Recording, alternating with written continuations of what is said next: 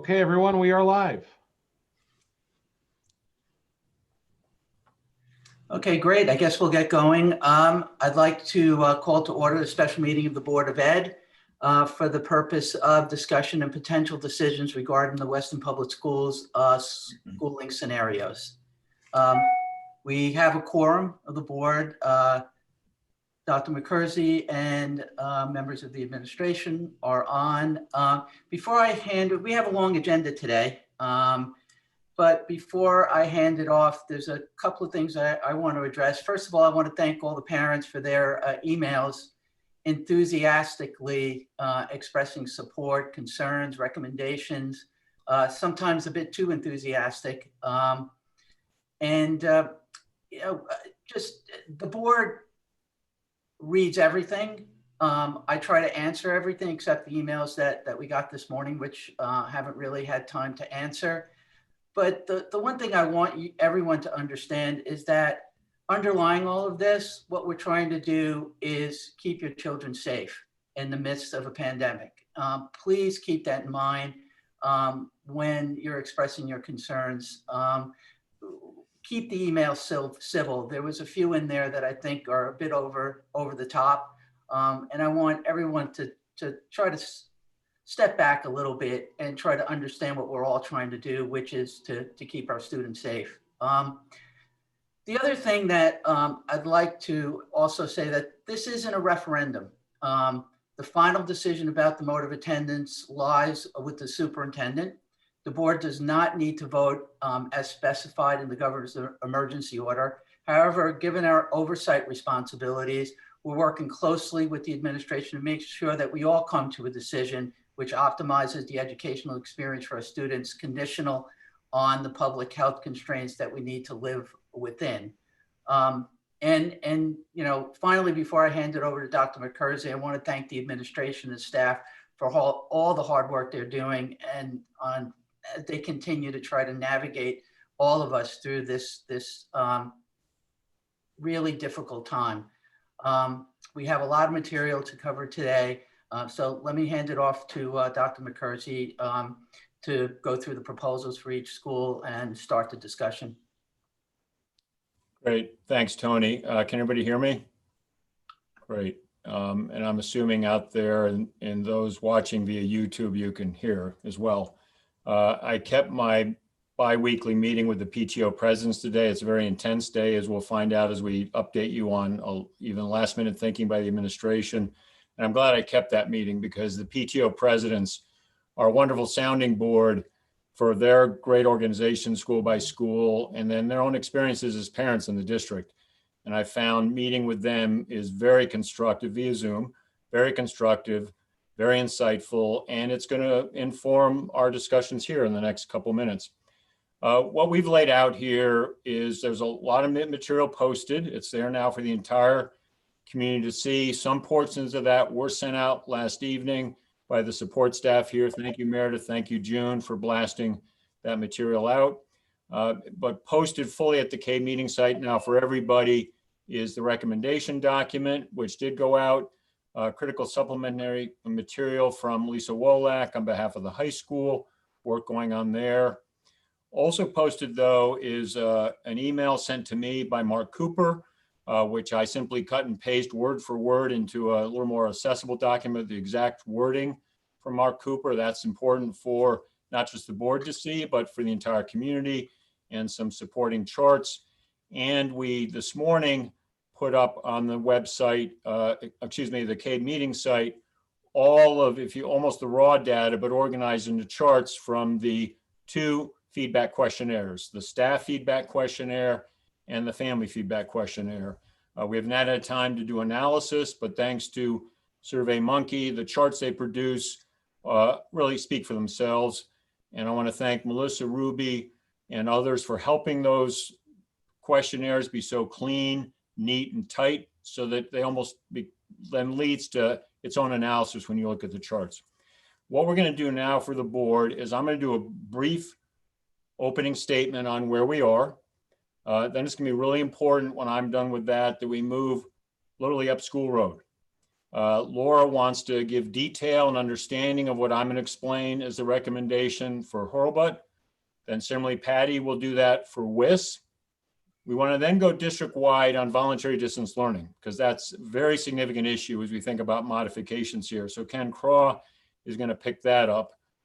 Then we want to make sure there's time for Dan Doak to speak with you about significant issues at the middle school.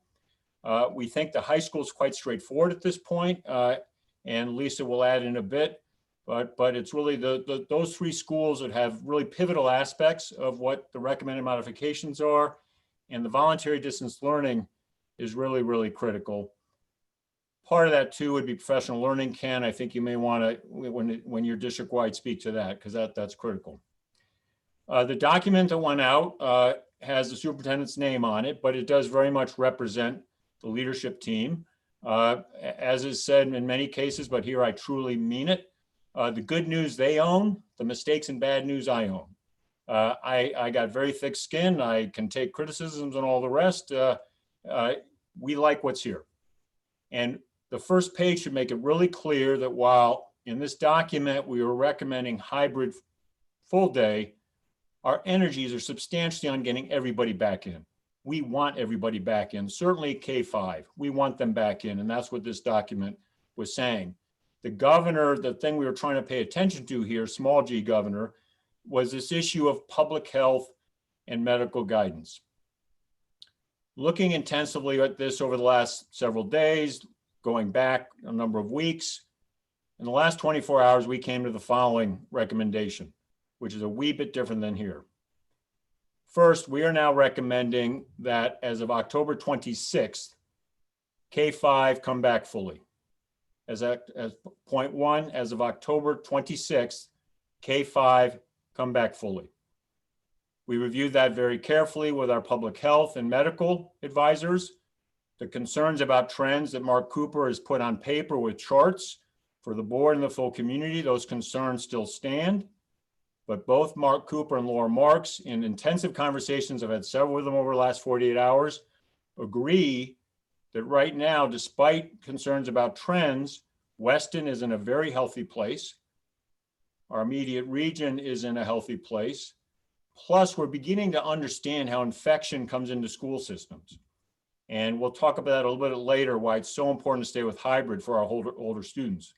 We also learned that when we had our 2 cases, we were able to deal with that quite well. And we did that in partnership with families. We did that in partnership with the EOC. We did that in partnership with the Westport Weston Health District, as well as Dr. Marks. And that showed us that when we do have cases of infection, we can work quickly to address those. And that's what's been occurring around us as well. So recommendation 1 is indeed that K-5 come fully back as of October 26th. And we'll speak in a few minutes to why that 2-week timing is so essential. Second recommendation tied to that is, if we're bringing K-5 back in fully, what occurs for voluntary distance learning becomes a real point of question. We know, as explained in the document, that we're doing well 6-12 on voluntary distance learning. I think we're doing very well, or as we're doing well at K-5, but that's the area we need improvement. That's where families and others have been expressing to us, some feeling very good about it, others saying you can do this better. We know, though, that if we have our teachers back in working full-time, full day with those students in front of them, also handling a voluntary distance learning group at the same time will be very, very difficult. So as other districts have done, Greenwich did this initially, Fairfield did it additionally, but very important, Wilton, when they made the same shift we're now recommending, they shifted from blending your voluntary distance learning students, they don't call it that, but that same idea, blending them into existing classrooms, and instead said you have a designated teacher. So we're going to recommend that as of October 26th, the K-5 voluntary distance learning students would be assigned to a designated voluntary distance learning teacher. And that's part of why we need 2 weeks. What we will do, if the board agrees with us, is we will ask K-5 families to re-up on their commitment to voluntary distance learning, knowing what the plan is, a full return. And in that, give a soft commitment request of 3 months. If you re-up, commit softly, because the state does not allow us to lock you into that, but to commit softly through January. In January, we'll then review. And if you're still with us on this voluntary distance learning, we'd ask at that point for a 5-month commitment, soft, because there's no way we can handle this management of staffing without having some sense of the numbers. Third piece is that at the middle school, that would be shifting to hybrid full day. And Dan Doak will give the details on that. High school, through at least the middle of November, would remain in its hybrid early dismissal. And in the supplementary materials you receive, board and the community, you can see that Lisa and her faculty and administration are working actively on what that next mode would be. And she has very powerful, which I believe are powerful, explanations for why shifting the high school right now would do a disservice to the vast majority of our students. So those are the big recommendations. 1, K-5, full return. 2, voluntary distance learning, K-5, so we can maximize our work with them. And we're listening to families on this one and looking at other districts, assigning dedicated teachers. So that would be, as Ken will explain, an increase in the teaching force, modestly done, we'll explain. The move at the middle school to hybrid full day, and the high school staying as is.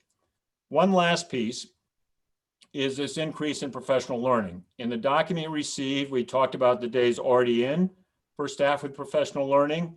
As we move past that, we would be looking to have as much professional learning as possible. We're finding in districts around us, even going into the Tri-State Consortium districts, that schools are providing more than usual professional learning time for teachers.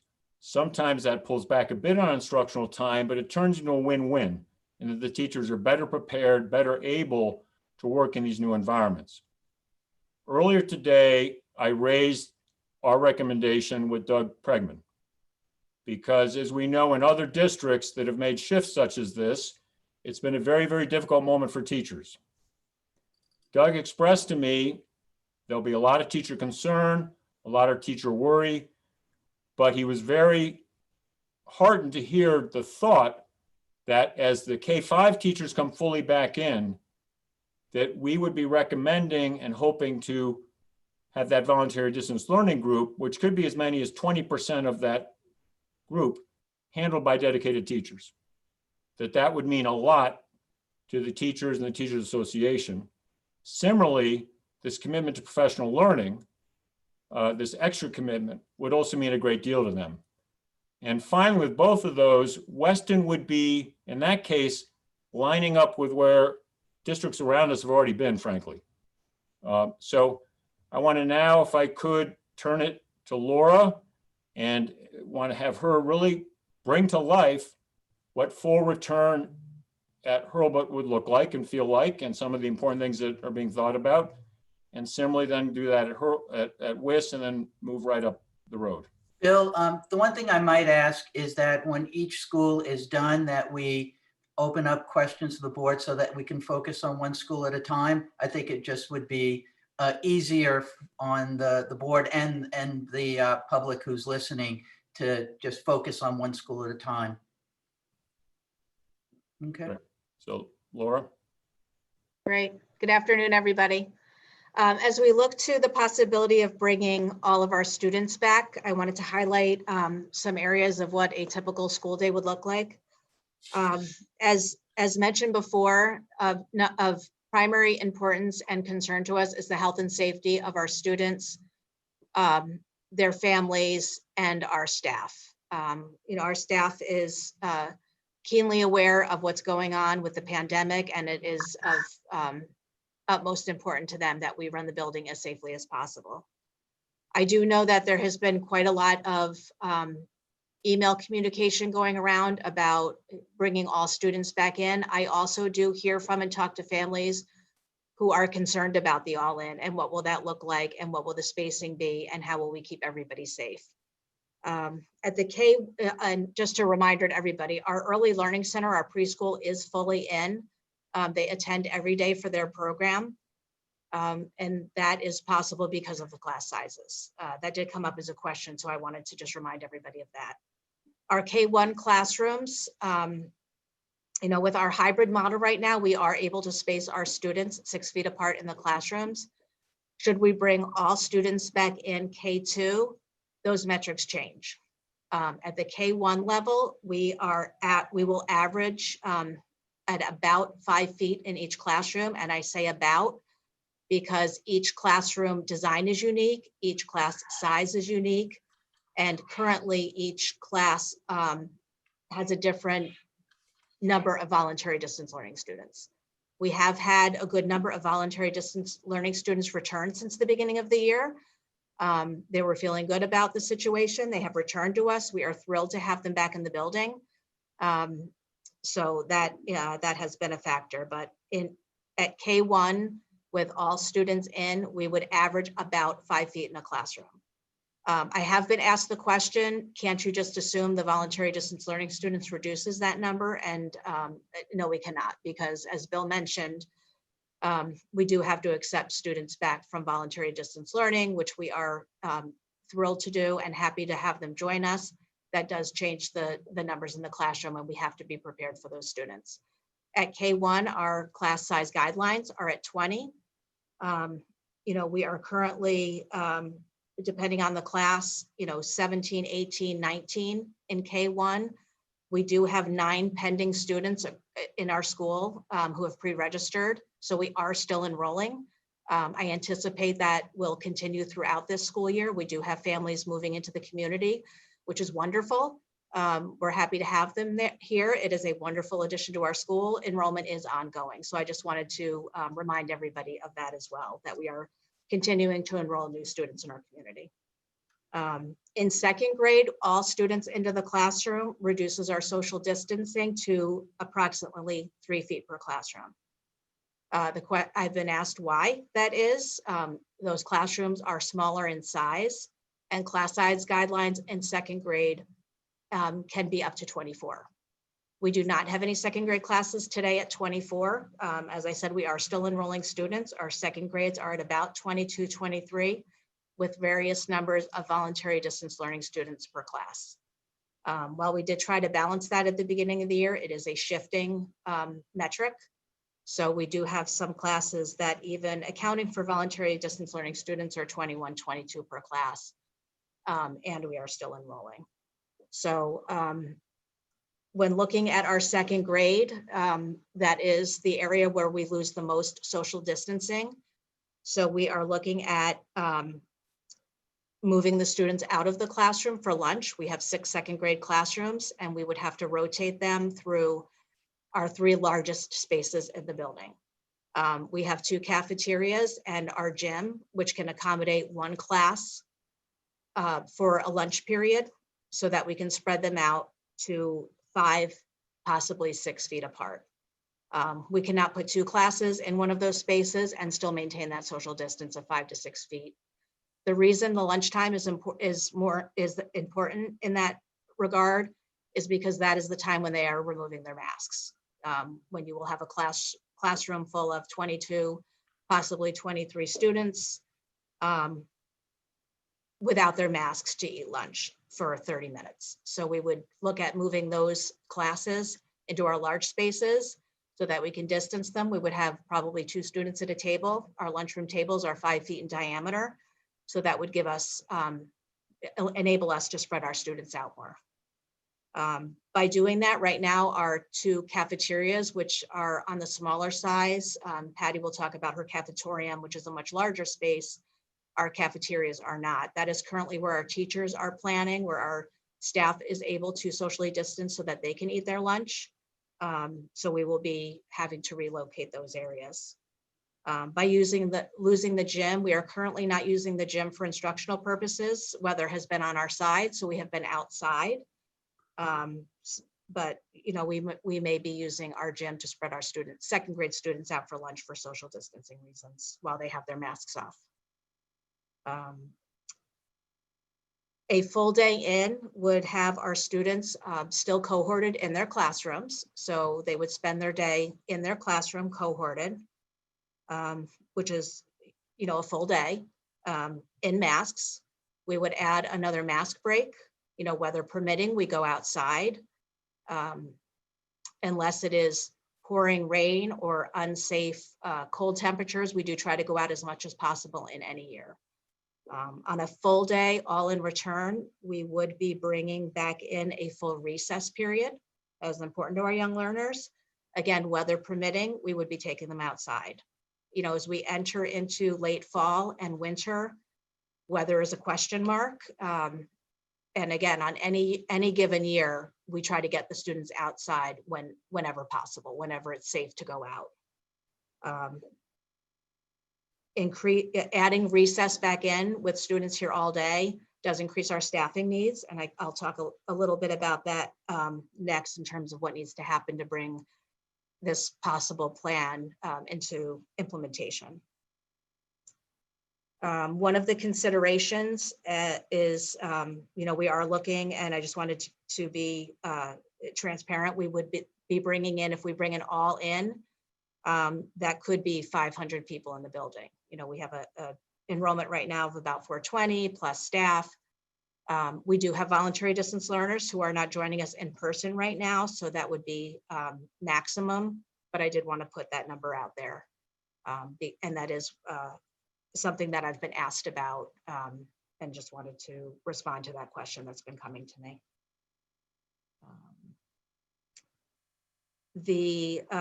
So I can pause here and have Patty respond, speak a little bit about WIS, or I can, Bill, if you want me to talk a little bit about needs and preparation for being ready for the possible 26th all in. Well, maybe if you go to the needs and all, we can sort of deal with Hurlbut fully that way.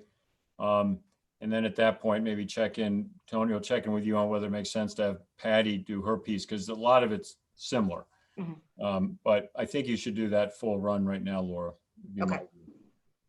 So differences in bringing everyone all in, as I mentioned, we are committed to the cohorting in the classrooms. We are not grouping students in large groups this year for obvious reasons, for social distancing, for reducing number of students. So we do not send 3 or 4 students out to recess at the same time. We have classes going out by class. With the early dismissal, we were able to integrate masks breaks and time outside without having to run full 30-minute recesses for every class every day. By doing that, that is an increase in staffing needs for supervision for lunch and recess, because each class needs that supervision. And we did look at timing of lunches and recesses. We do need to keep lunch within a reasonable time of the day. We can't be serving lunch at 9:30 in the morning. So with 8 sections of first grade, 7 of K, 6 of second, we do need to stay within a window of time for serving lunches and having students out at recess. So we do have some increase in staffing needs for supervision at lunch and recess. We are also looking at, and have already been thinking through possibilities for handling the traffic. We have a very comprehensive and organized system for a safe arrival and dismissal of our students. In the hybrid model, we have had a large number of families choosing to drive this year.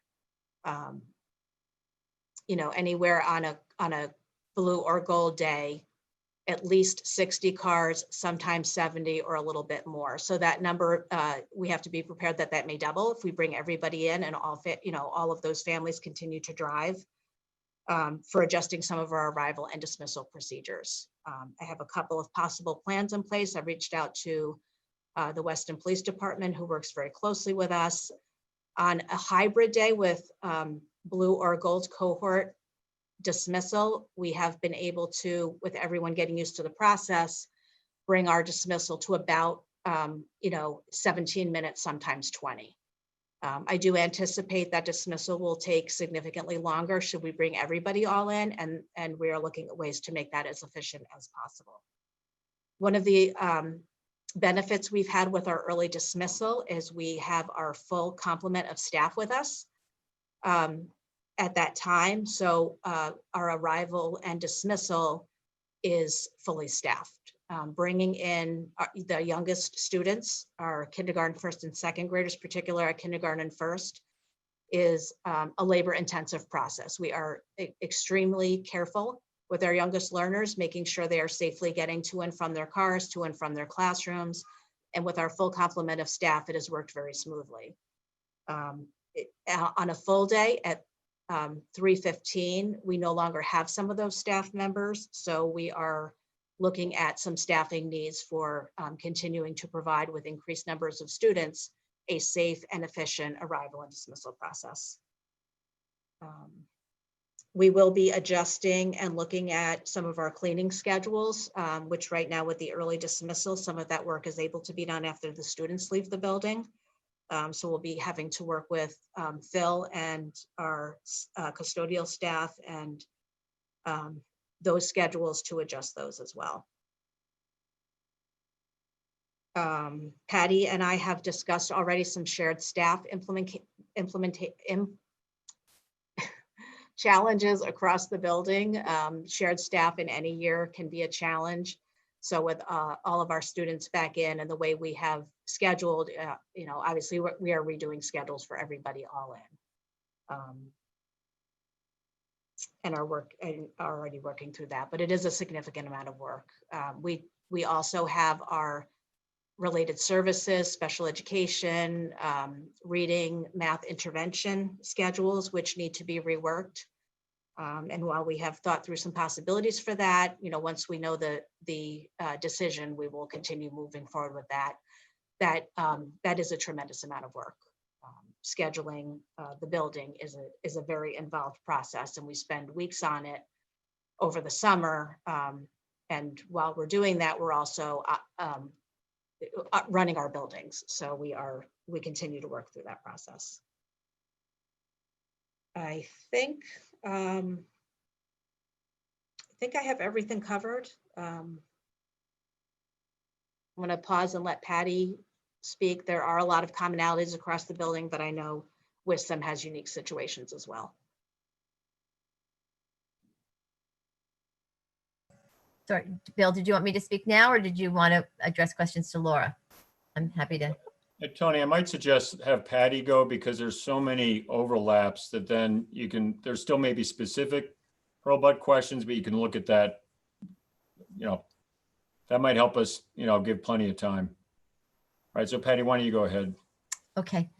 So good afternoon. Thank you for letting me present our information. As you know, we have always taken safety really seriously at our school, and probably this year more so than ever, not only the safety, but the social distancing, but for our students and our staff, and not only just the physical safety, but the social and emotional safety of everyone.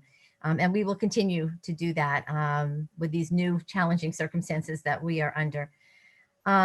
As we are looking now at this new direction to bring all of our students back, I just want to share what that would look like in our classroom. A lot of it is very similar to what Laura has already shared. Our building is a little different layout wise than Hurlbut, but some of our challenges and needs are similar.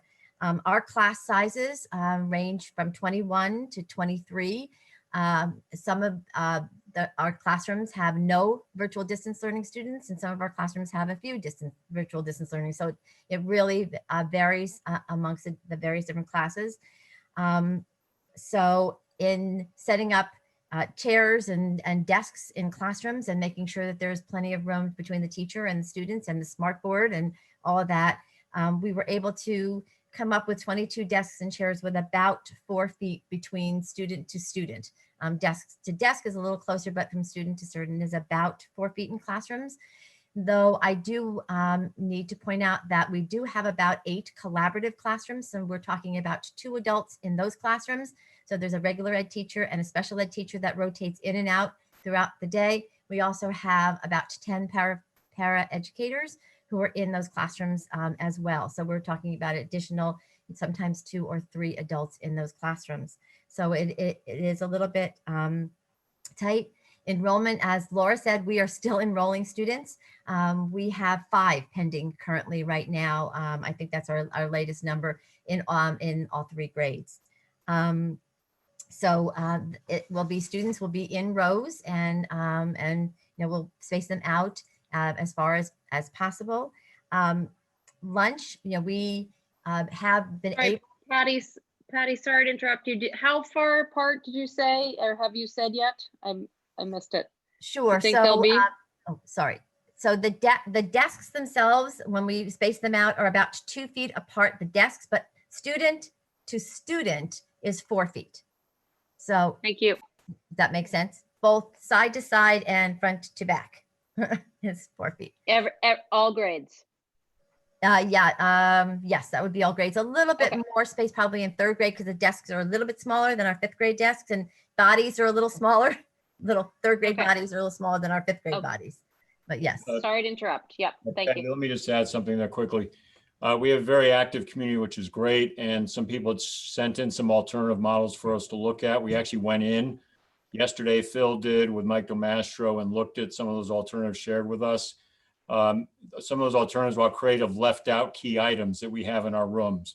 And so that's why I would urge the board to focus on the analysis that Patty's bringing you, backed up by Phil and Mike Domastro. Again, we thank the creative work in the community, but there was elements of those rooms that were not included that then affected the recommendation they were hoping we would consider. But we took all that seriously, went and re-looked at it. I just want to let the board know that. Go Right. ahead. So when I went into the classrooms, and actually I was working with a 5th grade teacher when I was doing this. And one of the things that she pointed out, because, it's like a movie screen, there are certain seats that cannot then see a smart board if you come too close or you're too much on an angle. So you really have to take that into consideration. And our smart boards are used all the time for teaching.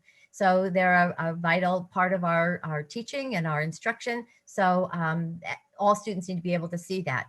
Also, because we do have, some of these classrooms are collaborative classrooms, or we do have special education needs in our classrooms. We do have tables in the back, or that our teachers are able to work with students one-to-one or in a small group. So we need, that's a critical element as well in a lot of our classrooms. I'll just say a lot, not all, but a lot. Lunch is going to be a bit of a challenge. We have been able, as Laura said, I do have a fairly good sized cafetorium.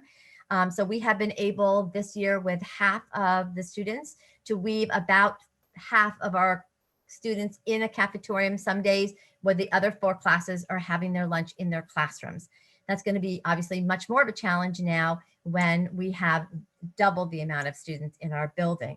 I hadn't really thought about using our gym. I guess I could do that. Right now, we've been very lucky with the weather. We've been going outside. If we put our cafeteria, or put our lunch tables, or put additional tables in the gym for lunch, obviously that takes away that space.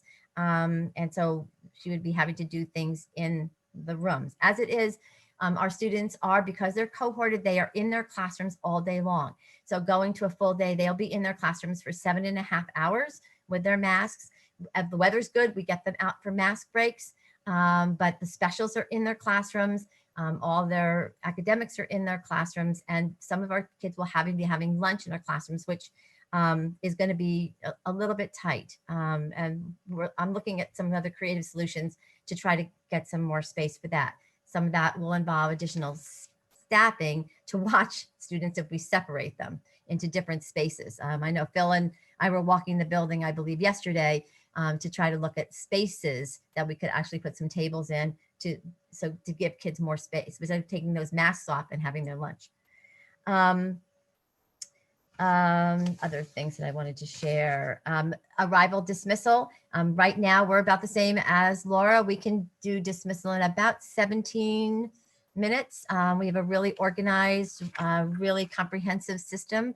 But with double the amount of cars and students, we will have to relook at how we do that. So that will be a work in progress. Obviously, we have some ideas, but we do have a lot of pickups at the end of the day, and that will increase. According to the survey, 50% of our parents have said that they will be picking up their children.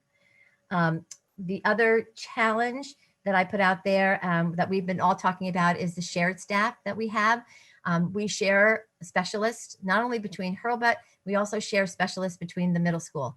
And the middle school now will be on a very different schedule than ours. And I know Dan and Drew and Nicole and I have had several conversations over the last couple of days trying to figure out how we make these schedules work with us all being in and that middle school being on hybrid. So it's a challenge. Hopefully we can make that happen without adding additional staff to that. We are fortunate in that our staff works until 3:35, most of our staff, so we will not be needing to increase any staff or dismissal at this point. I don't anticipate that as well. You know, it has been working really well. I have to compliment our students. I mean, they have been really amazing. They don't ever forget to have a mask on. If they do, they're immediately putting those masks on. It's been really lovely in our building. But we will be coming up to almost 500 people in our building when we do go all in. But I know the kids will do great. I know our teachers will do what they need to do. So questions? Now, let me, if I could, Tony, there's a critical cross-cutting piece that Patty just ended on, that health and safety are first and foremost. I mean, that's the lead priority for us. The documents have all said that. The state requires us to be in very close consultation with public health advisors, medical advisors. Yes, we have 2 individuals, but we go beyond that. We go to state frameworks, state structures, all the rest, look at multiple sources. So over the last couple of days, in addition to almost everyday conversations, several of us had very intense conversations with Mark and Laura about these issues of social distancing. Their advisory, they stressed, we will advise you, you make the decision. But their advice was this: you are showing that your staff and children, most importantly, they will wear masks. They have proven they can do well with masks. We have very few cases where children are struggling to wear masks. And when we've had that, we've been able to work with it and deal with it, because that is gigantic, as all of us have watched what's been going on with this pandemic, that mask is that best line of defense. Social distancing is an issue. And the document presented does have a couple key paragraphs on social distancing. Cohorting is critical. The main reason that you're seeing very few high schools in the region and only a few middle schools go more in than a hybrid is because you can't hold on to cohorting at all. You're a little bit at the middle school, impossible at highly competitive high schools as we have. You just can't do it. So you lose a key strategy. The other thing on social distancing is we now know typically, as I said earlier, I'm going to emphasize it here, that infections are coming into school systems typically through the older students, because they're the ones out mingling more, interacting more. And that's why holding the line on the social distancing with our really adolescents up is critically important. The cohorting issue and this idea of an understanding, not idea, understanding from cases we're seeing around us is where the infection tends to come in. And so that's why we will be very clear. We do not endorse at all moving to anything more than hybrid for our middle school and high school at this point. We are recommending K-5 full in. And on the social distancing, health, metrics, public health, we have a clear reason for why we're doing that at this point. Bill, I don't want to forget about having a, for the lower schools, also having a detailed discussion on voluntary distance learning. I don't know if you want to do it now or do everything at once, whichever is, because I think that's going to be a critical part of this as well. Yeah. Maybe, Ken, this would be a good time for you to speak to. I mean, I made the big recommendation up top. I've told you where the WTA, Doug Pregman, is on that. But Ken, maybe some more. Yeah, I think one of the things that we should probably talk about is the specifics. I think the board is interested in exactly how this would work. Yeah, so Ken's set to do that. Good afternoon, everyone. So as Bill said, we would look to identify separate teachers for VDL students. We'd pull the VDL students out from the classes, identify teachers that they would have separately. This would make it more manageable for teachers with having students full back in and managing those those classes, and we do understand that instruction will look different in when we're full back in, because as you just heard from Patty and Laura with the configuration of the rooms, normally we're clustered with students around tables. We're now spread out with desks. Students are seated there. So instruction will be different, even though we're full back, but certainly it would be great to have everybody full back. But with the VDL students having a separate teacher, we would need additional resources of additional teachers above and beyond the existing classroom teachers. We would not break up the classroom teachers for the in-person students at this point. And, the main reason for that is, they've established relationships. They've built a connection. The teacher's getting to know the students and how they're doing. So, we would not look to do that. So, but the VDL students, would have a different teacher. They would have to, get to know those students. The additional teachers would, and we would have to look to either hire or look from within, from support positions, finding certified teachers that would be able to facilitate our curriculum with VDL students. And we would have those teachers would be on site, but the VDL students would be remote. And our curriculum leaders would support those teachers in making sure that they're delivering the appropriate curriculum. We still would have to sketch out how that day is laid out.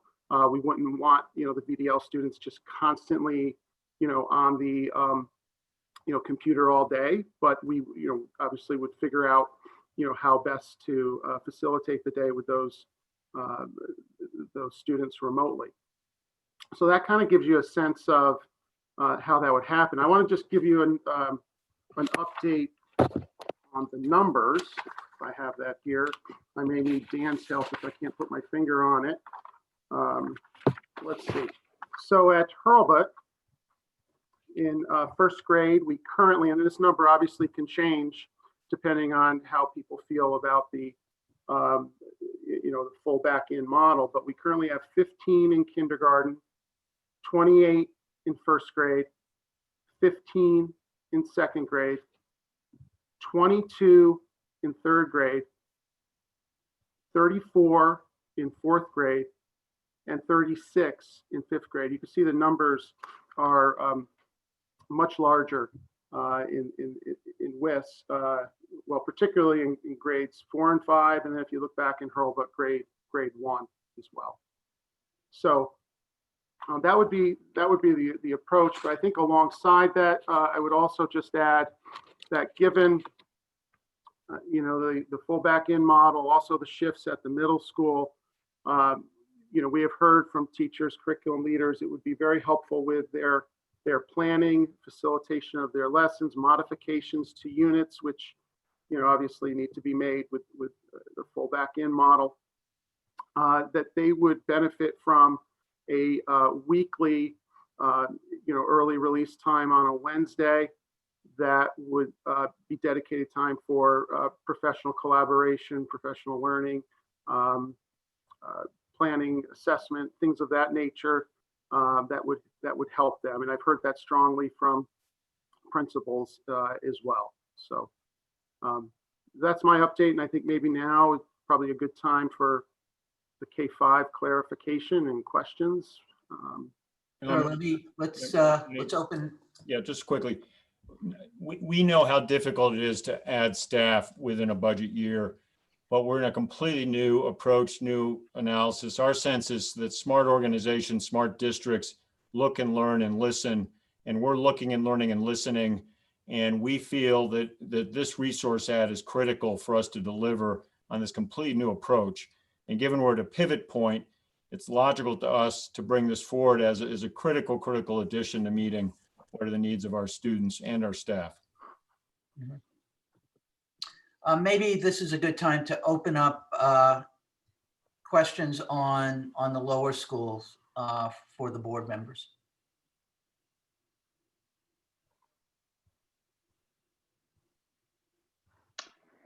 I guess first question is, looking at the numbers of VDL students that we have right now, Ken, are you envisioning, like in grades 4 and 5, that we would need 2 teachers per grade for VDL? Like, are you still thinking they can, one can handle that many students? Well, not at the same time. I mean, you'd have to, I mean, given that those numbers, 34 in 4th grade, 36 in 5th grade, you know, you have to break those up. You either need 2 teachers, or 1 teacher would have to handle half in the morning, half in the afternoon. You know, it's just the reality too. It is very difficult to go out and hire teachers at this point and within our time frame. So, you know, potentially, you know, a model that would allow us to maybe look at an AM and a PM where you know, you could you know, address half the students in the morning, half in the afternoon, dedicating those teachers. But you know, if you were to do it that way by those numbers, you're talking 9 teachers across 6 grade levels if you look at the way these numbers shake out. Well, I mean, that's why I asked the question. So is it, we're leaning towards doing an AM PM model? So like you might be able to do, like K would be morning, second would be afternoon. Like, how many total teachers are we talking about? Well, I mean, that, you know, I think we have to look at that. I mean, you're talking, if you broke it out by our current class size guidelines, you would be talking 9 teachers, but I think we have to be more creative than that. We could look at an AM, PM. I think minimum you're looking at, you know, 3 teachers, 1 building, 3 teachers, the other, and we figure out how to make that work. And I think, you know, with Patty and Laura, we can, you know, we could figure that out. But you know, that's 6 teachers to identify. But peeling those students off and being able to identify those teachers either from other positions within that are support positions or through hiring would be beneficial to our teachers. Gina, we had talked about that exact issue of whether you would hold to the same equation that guides us for the in-school class size in the voluntary. We felt that at 6, we could get this, if the numbers stay about where they are. That's why we do, if we do this with voluntary distance learning, well, either way, we need to ask for a recommitment, but that would give us clarity. And on that, we'd ask for people by next Wednesday, because in my mind, today's decision day. It's decision day, and then we move forward on whatever this approach is. And if voluntary distance learning is modified, we would have some out tomorrow asking for a Wednesday commitment. But voluntary distance learning in no district is designed to perfectly match what's happening in the classroom in terms of level of teacher to student interaction. So, you know, it's a significant shift from 9 to 6 budgetarily and otherwise. You know, the direct match would be 9. We think that might be excessive for where we are. We think we can get there with the 6. And it's balancing the real definite need that we see parents have asked for, but also against the financial realities, and watching what's happened in other districts with this. And so we would work to be creative. Yeah, and I mean, I guess I would follow the line of questioning. I understand that the challenges of, you know, school districts handling VDL with in-person instruction. I mean, you're essentially running 2 different educational platforms in a manner that public schools have never done. So there's a learning curve, and we're all trying to figure the best way to move forward. I'm just worried our VDL families are going to look at this, and if we're getting everybody else full in, and with kind of what we're speccing out right now, they're going to get half a day. I like I say, I understand the challenges we're facing, but is that the best we can do for our VDL students in this environment? Yeah, well, Ken, you should speak as well. Let me add in, we're not seeing half a day here at all. We're seeing a full day. What we're saying is it won't be full on screen. And if Okay. you're watching dedicated VDL classes elsewhere, and we've got Fairfield, Greenwich, and Wilton has shifted most recently, but Greenwich and Fairfield are good models, that you still have that exact same full day with a dedicated VDL teacher. They don't call it voluntary distance learning there, but let's just stay with the term, make it simple. Mhm. Kindergarten, first grader, second grader, you have assigned check-in time, attendance is taken. Mhm. And what I've observed, heard about, and seen, camera stays on, mic stays on, you're on for maybe 15, 20 minutes. Then you move away, you do a hard copy, not on screen activity, but the camera's on, the mic's on, so the teacher can still maintain control, have worked to set up special spaces where that child is called back, then is interacting, and then goes back out. Now that's ratios of closer to our typical class size ratios. Some of them do have the bigger ratio that Ken's speaking to. The more complete would be to say, let's at least get close to the class size. In that one case where you see a very big number, we may have to say, well, let's just be smart about this. One added teacher to deal with that. Yes, it's an added expense, but it's not going all the way to 9. So in classes of 20, 22, 23, teachers are able to manage that even with the younger student in that phased way. Critical, nowhere where this is going on, are families able to say, Janie or Johnny, sit, I'll be in the rest of the house for the rest of the day. That doesn't happen with our younger elementaries. They still are very active. And I know you all understand that clearly. I just want families out there to know that it's still very much a partnership deal. And indeed, when the state designed this and mandated we all use this opportunity, they had right up top said in their documents, families, this is a shared moment between teachers and district. But this number issue is real, and we should talk about it. Yeah, I mean, I think other board members, I have a question about that. The other thing is just with both Hurlbut and WIS having challenges at dismissal and losing, more so it sounds like Hurlbut, losing staff at 3:15 that, have been working with dismissal.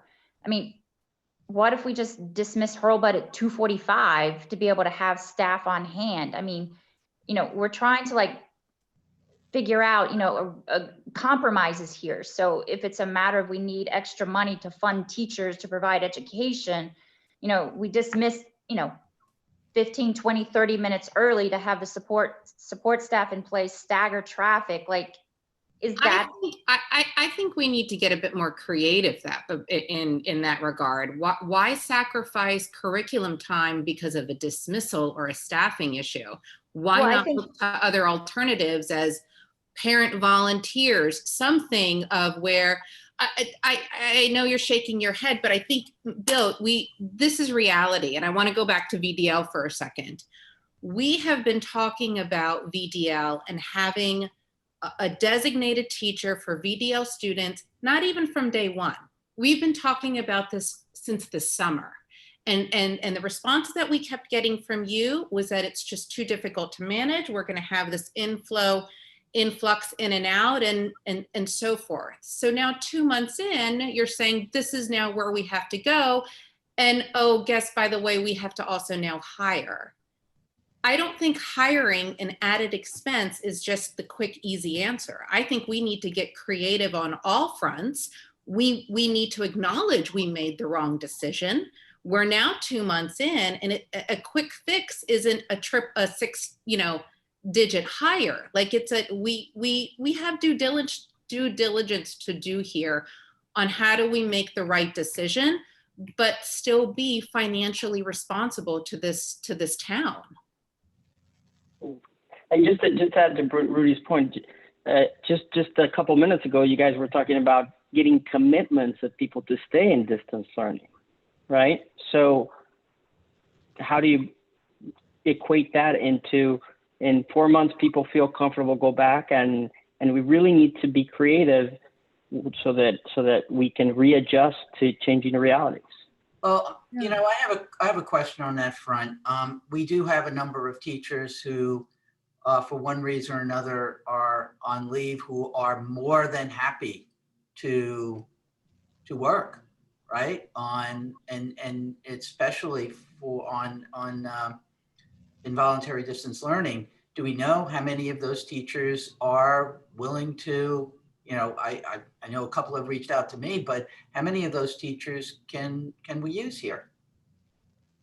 Well, Tony, you know, we don't have as many teachers as you think who are out on leave, whether it's on FMLA or unpaid leave as you think. It really is only a handful. And those that would have certification at this level, there may well be. But just let me remind everyone that if someone is on FMLA, that is because there is a medical issue. You might just think of it in layman's terms that someone's sick and needs to be out. So if something resolves and someone can come back, you know, certainly we can look at that. And, you know, but looking at that number of people, we don't have a lot of people in that situation that potentially we could draw from to cover the number of teachers that we would need.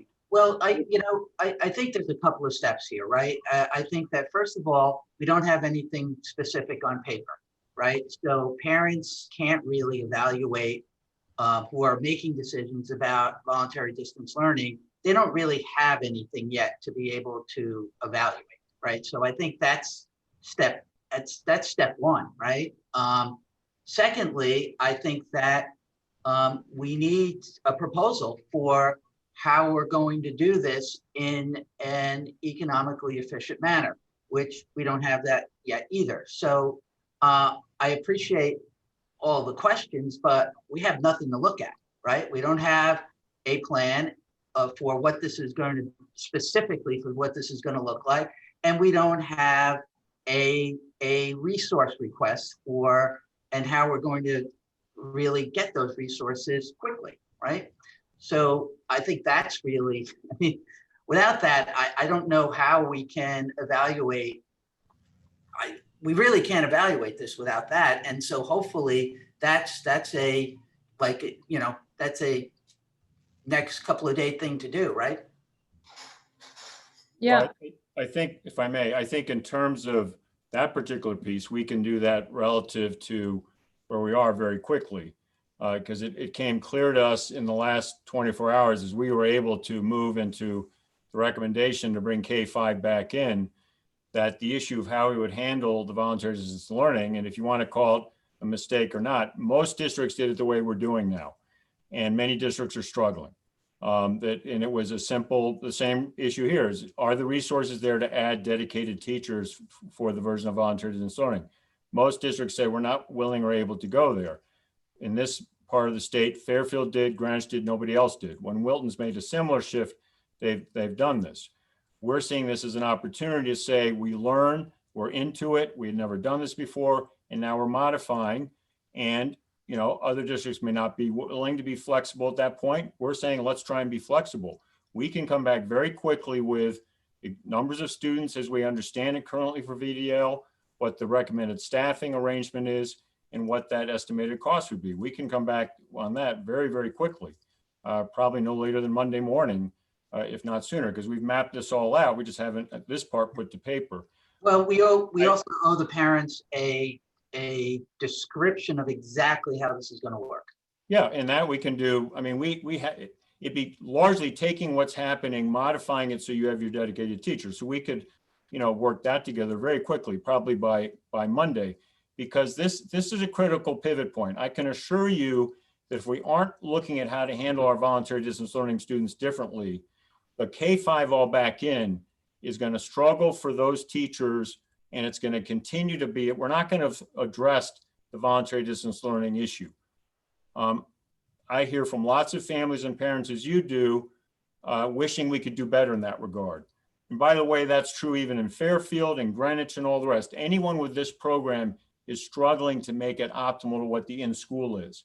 So we're saying now that we're making this shift to try and be in school, if we just do it and leave voluntary distance learning the same, it's going to drag down the back end fully. It's not going to be the same because teachers are going to be distracted and not doing what they can. This is what we've learned now that we're in practice.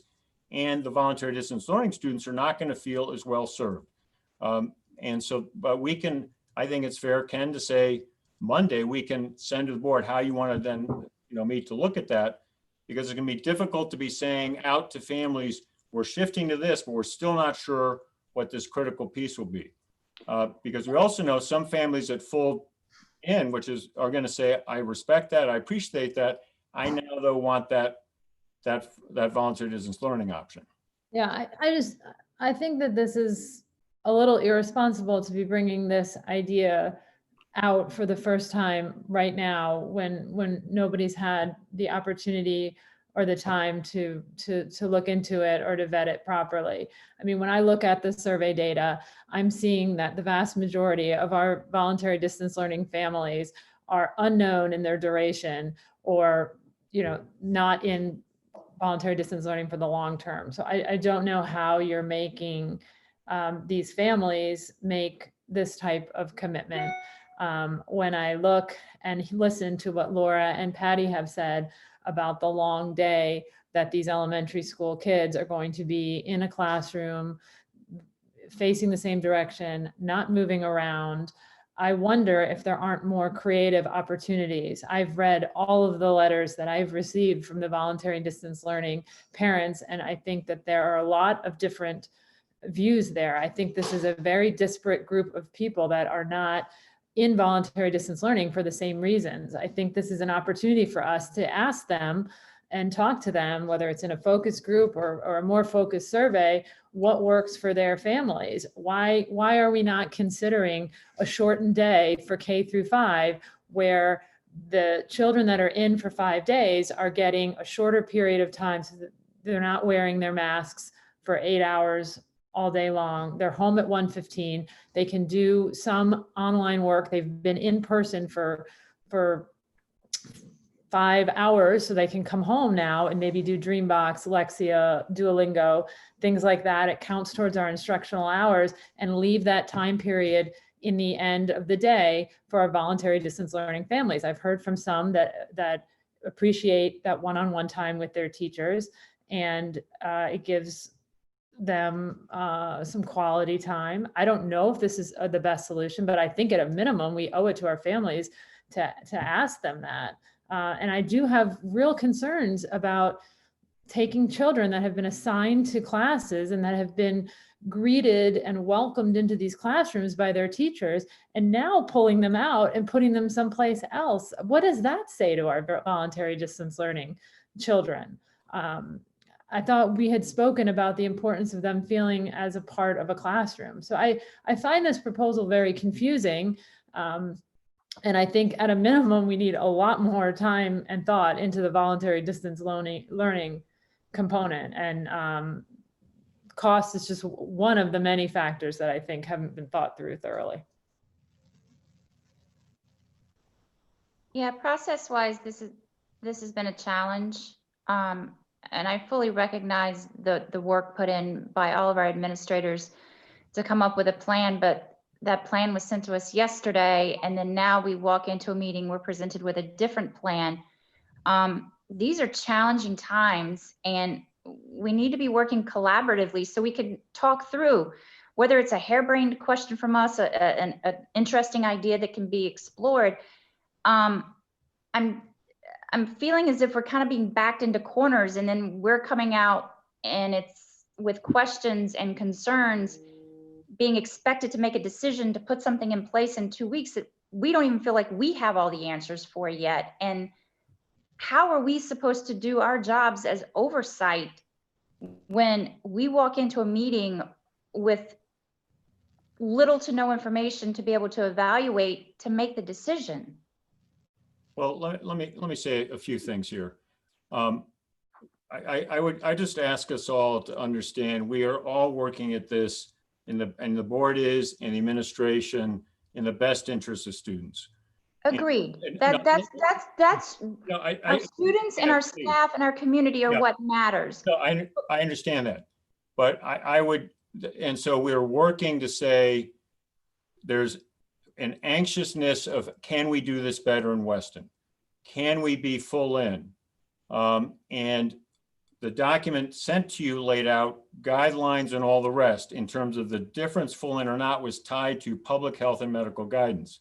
And we went back to clarify that and understand that. Our discussions with the board have to be fully in a session like this. This meeting was set as a special meeting. And so this is a chance for us to bring things forward, which then if it doesn't work for the board, that's fine. We will go back and work on it.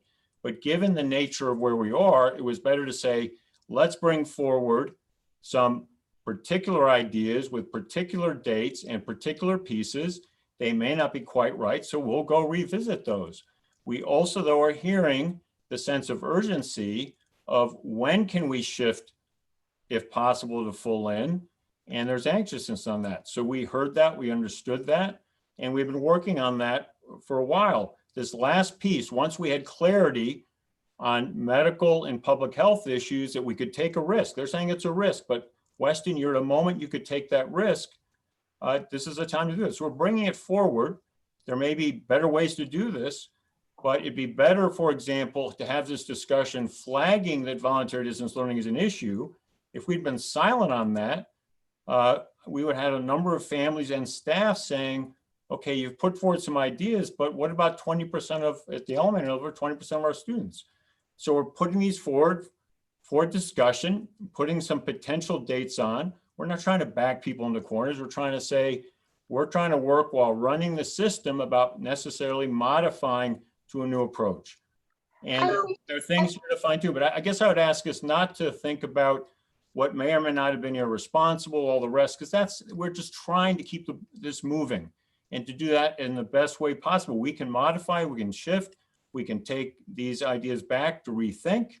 And then the larger question for the board is, what is your overall sense of timing? We as administration have understood a sense of urgency. So that's, and want to just have the discussions. Yeah, I think as far as timing goes, I know, Gina, don't let me put words in your mouth, but what you said was that, we got a plan yesterday. And the timing issue, October 26th is the end of the month.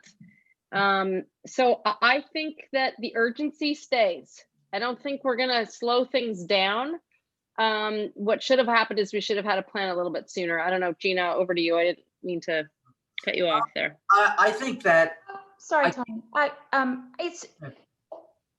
There is a sense of urgency because, if you're following the public health concerns that are out there, people think there's going to be a downturn, with, health levels as we proceed into winter. We're missing valuable time right now to have our students in the building. And I think, again, recognizing the tremendous effort of our administration, we've lost time that we could have taken advantage of. And that's my frustration. And, we should have probably had a workshop. Bill, you know me, I fully support our work has to be transparent. It has to be done in public meetings. But we should have had a workshop just to be brainstorming and working together to kind of get to a point that today we walked in and we could have had a plan to really work out to approve. That you said you were hoping we would approve this plan when we walked in today. But yet there hadn't been the collaborative process between the administration and the board to get us to that point for today. Now, I realize we got to move past this procedural conversation to figure out how we can get more of our students in the building for more time and figure out how to take care of our VDL students. But it's just a little hard and a little uncomfortable to be making a decision of that magnitude with a few bullet point notes that I'm taking live in a meeting. Yeah, I think the bottom line is that we need to have something in front of us that describes exactly what VDL is going to look like so that the board and parents can make a decision. With more than one proposal, I think. Yeah. Well, we can certainly put to paper, and I think by Monday we can do that in terms of the VDL piece. So we can do that. I think the other question and I think I would suggest that decisions as to whether we're able to go back full time. And I would take issue as to where we are. Other districts around us still are not back in fully. Westport's not there, Fairfield's not there, Wilton maybe is gone, but we're 4 weeks into school. And so we can have different points of view on this. We are where we are. We've had a good start, a healthy start. And now we're ready to say, let's take this next step. The question would be, we can redraft, rethink, bring a couple options on the volunteer distance learning. I don't know if we have time because we've gotten a lot of feedback, a lot of input from staff and others, where there's time for focus groups and all the rest, but we can bring, more detail on the volunteer distance learning because we have that. The question would be, since it is tied very directly to K-5 all back in, what is our timing on that and that commitment to do that? Because as you heard from Laura and Patty, a lot of work has to go on to make that type of shift work. And that's true everywhere. For example, in Westport on the 12th, here's ideas from their superintendent. That's going to probably be towards a late October, early November. So most of these districts have needed that lead time. So that's where I really want to make these next 2 weeks for the K-5 back in work. I don't think your date that you're projecting, October 26th, I think that has to stay. I think, Dr. Louisi in New Canaan, the superintendent there, that entire district as of 10/22 will be K through 12 back in.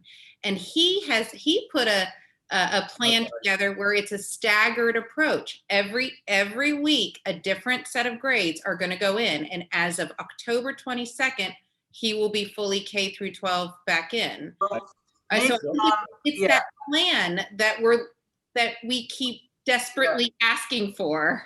Ruby, let's focus on, I think let's focus on the lower schools right now, right? I think that everyone's clear. We actually need a lot more clarity on the voluntary distance learning. I'd like to focus our attention a little bit on the all-in as well in the lower schools, because one of the questions I have is that where are the real pain points in terms of social distancing and public health? Where do you see in each of the schools the real, you describe social distancing already, but there has to be some pain points that you're concerned about, and how are we looking to address them?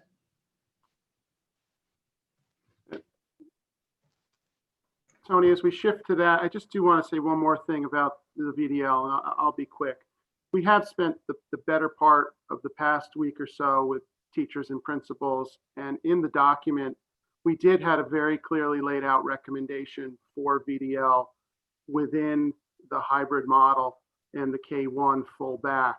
When things shifted, we then started looking more at this approach we brought to you today. But there's been a lot of work and a lot of teacher input into the document in terms of that VDL approach. So I want everyone to understand that there has been a lot of work on VDL in what was laid out in working with the principals and the teachers.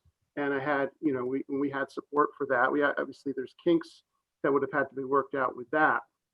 But in a full hybrid model, we obviously had to shift our thinking on that. So, happy to get back with teachers, SILs, and administrators and get to work on that. It sounds like we're going to need a full session just dedicated to VDL. Yeah, and I'm happy to prepare for that as quickly as possible. I have a request. And I understand all your challenges, but my request would be to have at least an option where there's no added teachers to your model, because I don't know how long this is going to go on for. So if you can give us, your choices, but if one could be with no additional teachers, I think that would be very helpful for us. Yeah, and I can give you sort of a advanced thinking on that. As we talk, one of the things we will look at is a 1:15 early dismissal and keeping the VDL model similar to we are now, but increasing the synchronous abilities with those students during the course of the day. So that would be the non-add approach to a full hybrid. Okay. But that that recognizes or a designated teacher, Ken. You have enough students in here that actually surpasses an entire cohort. You're talking 5th grade, 36 students, 4th grade, 34 students, 3rd grade, 22. all of these are well within a guideline cohort between the 20 to 24 students. So that, yeah, and we can go back and talk about that, but that would require that students who have been in school, we would be potentially moving and shifting a teacher that they've had for, let's say, 6 weeks at that point to a VDL position, and they would get a new teacher in that classroom and have to build a new, I mean, breaking up that classroom was, that was one of the discussion points, and we can talk about that more, but I hear you as that, we could look at that possibility.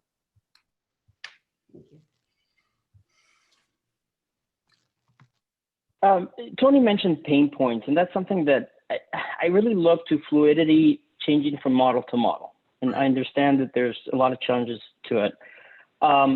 It seems to me, and I actually went back to our July 22nd meeting, and I think I asked a question, what's going to be the lead time to change from model to model? I went back and listened again, and I heard that it was going to be very swift and fast. I understand it's an unfair question because there's a lot of unknowns. But I'll take it to, and I truly ask this from a point of view of it's just not registering for me.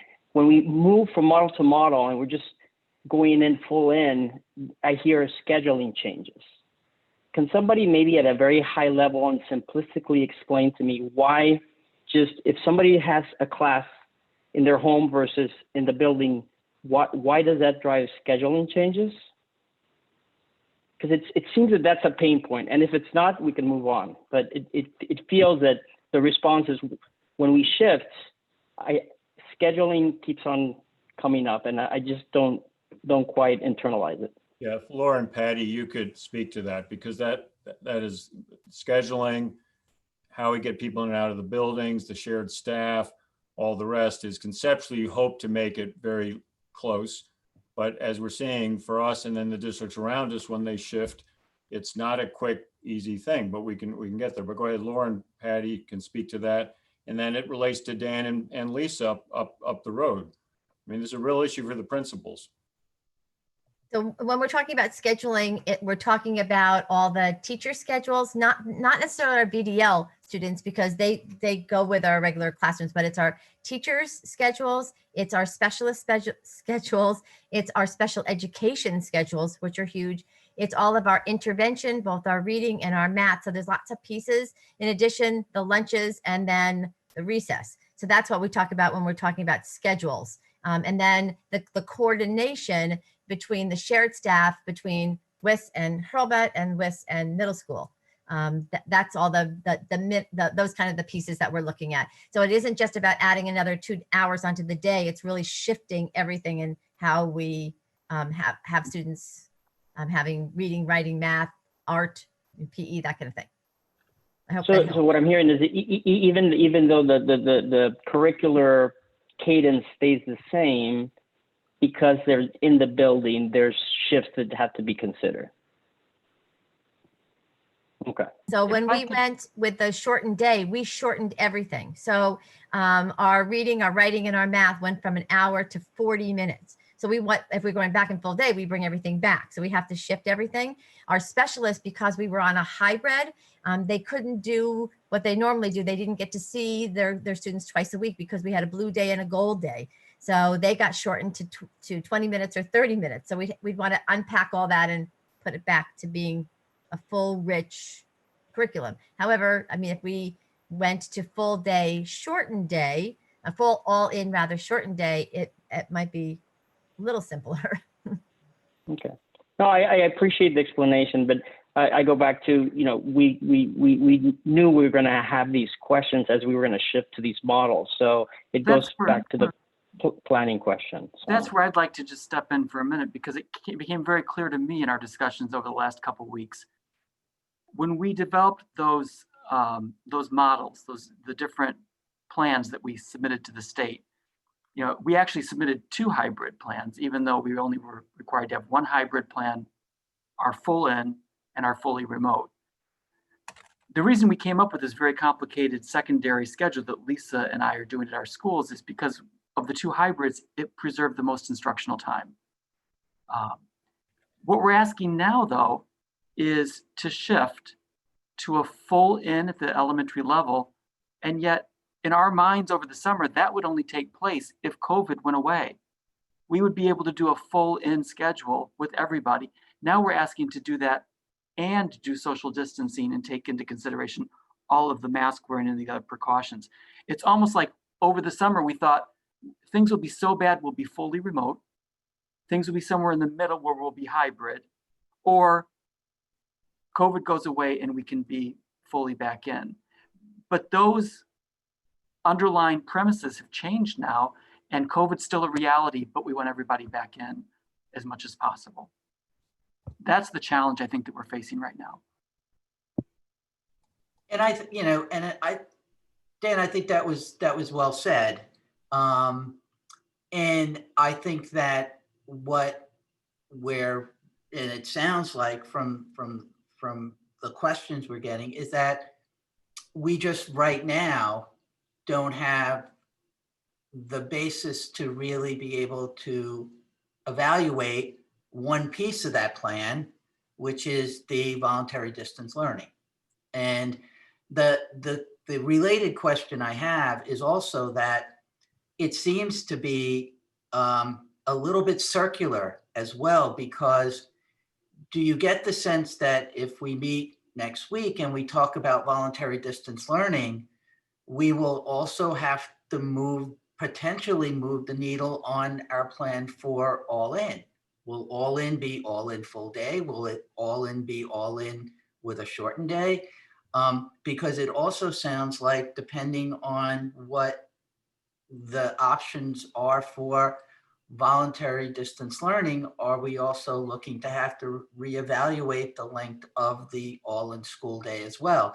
Because I'm hearing that then nothing is, I think that there's a certain trajectory that it looks like we're going to be heading, which is all in for the lower schools, but there's some caveats here, which can't be completely agreed until we fully understand what the voluntary distance learning piece is going to look like, right? I mean, I don't know. Am I getting this right?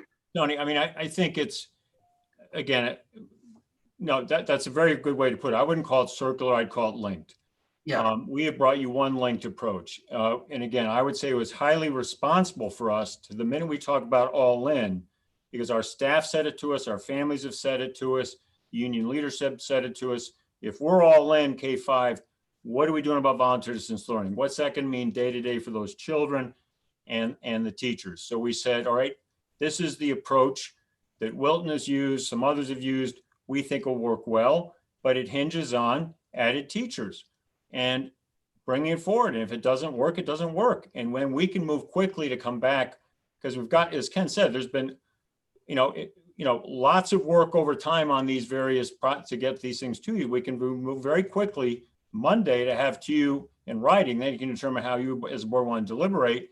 Here's your option for K5 back with a shorter day. Laura's been bringing it up with us now for over a week, is if it's all back in, stay to that shorter day. And that may be a way that you still assign your voluntary distance learning students to that given class. You're supporting teachers to be able to do both at once. Depending on the numbers, they could handle that. K1, which was an original idea, said they could handle that to see if that could be handled. K5, but if everyone's comfortable with a shorter day, you've got 5 straight days of in school. We've heard that matters greatly. You do the shortened day, which allows then for, it's not shortened day as the state would define it, just because, we still get that full time in. But then that becomes a slot for dedicated, focused voluntary distance learning. With the PTO presidents, 50-50. Hey, I'm having a great experience with voluntary distance learning. This plan will take me away from that good teacher. Other is, hey, I'm not having a great experience. This could be good.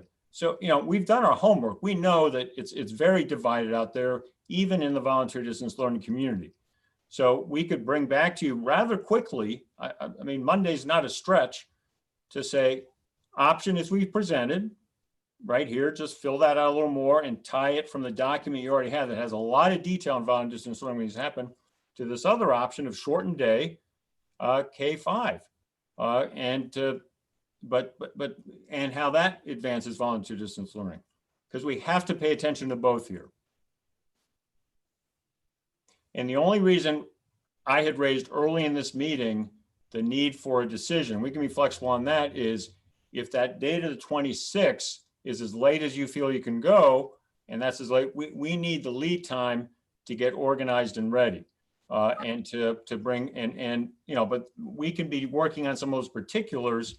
Even with that is the commitment. If there's a K-5 all-in commitment and there's a commitment to that date, we can be moving quickly on at least the voluntary distance learning piece. There may be some other pieces we got to sort through, but right now those are really those are the big two. K-5 all-in by the 26th, and what about the voluntary distance learning?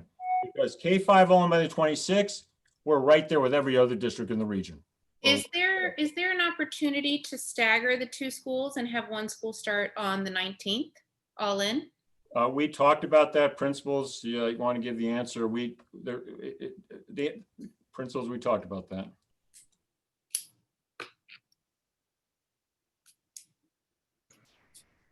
I think the 19th is, go ahead. Go ahead, Laura.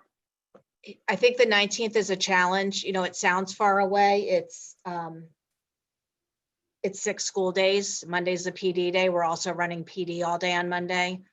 With the scheduling, you know, and I do have some creative traffic ideas, Ruby. That was a great question.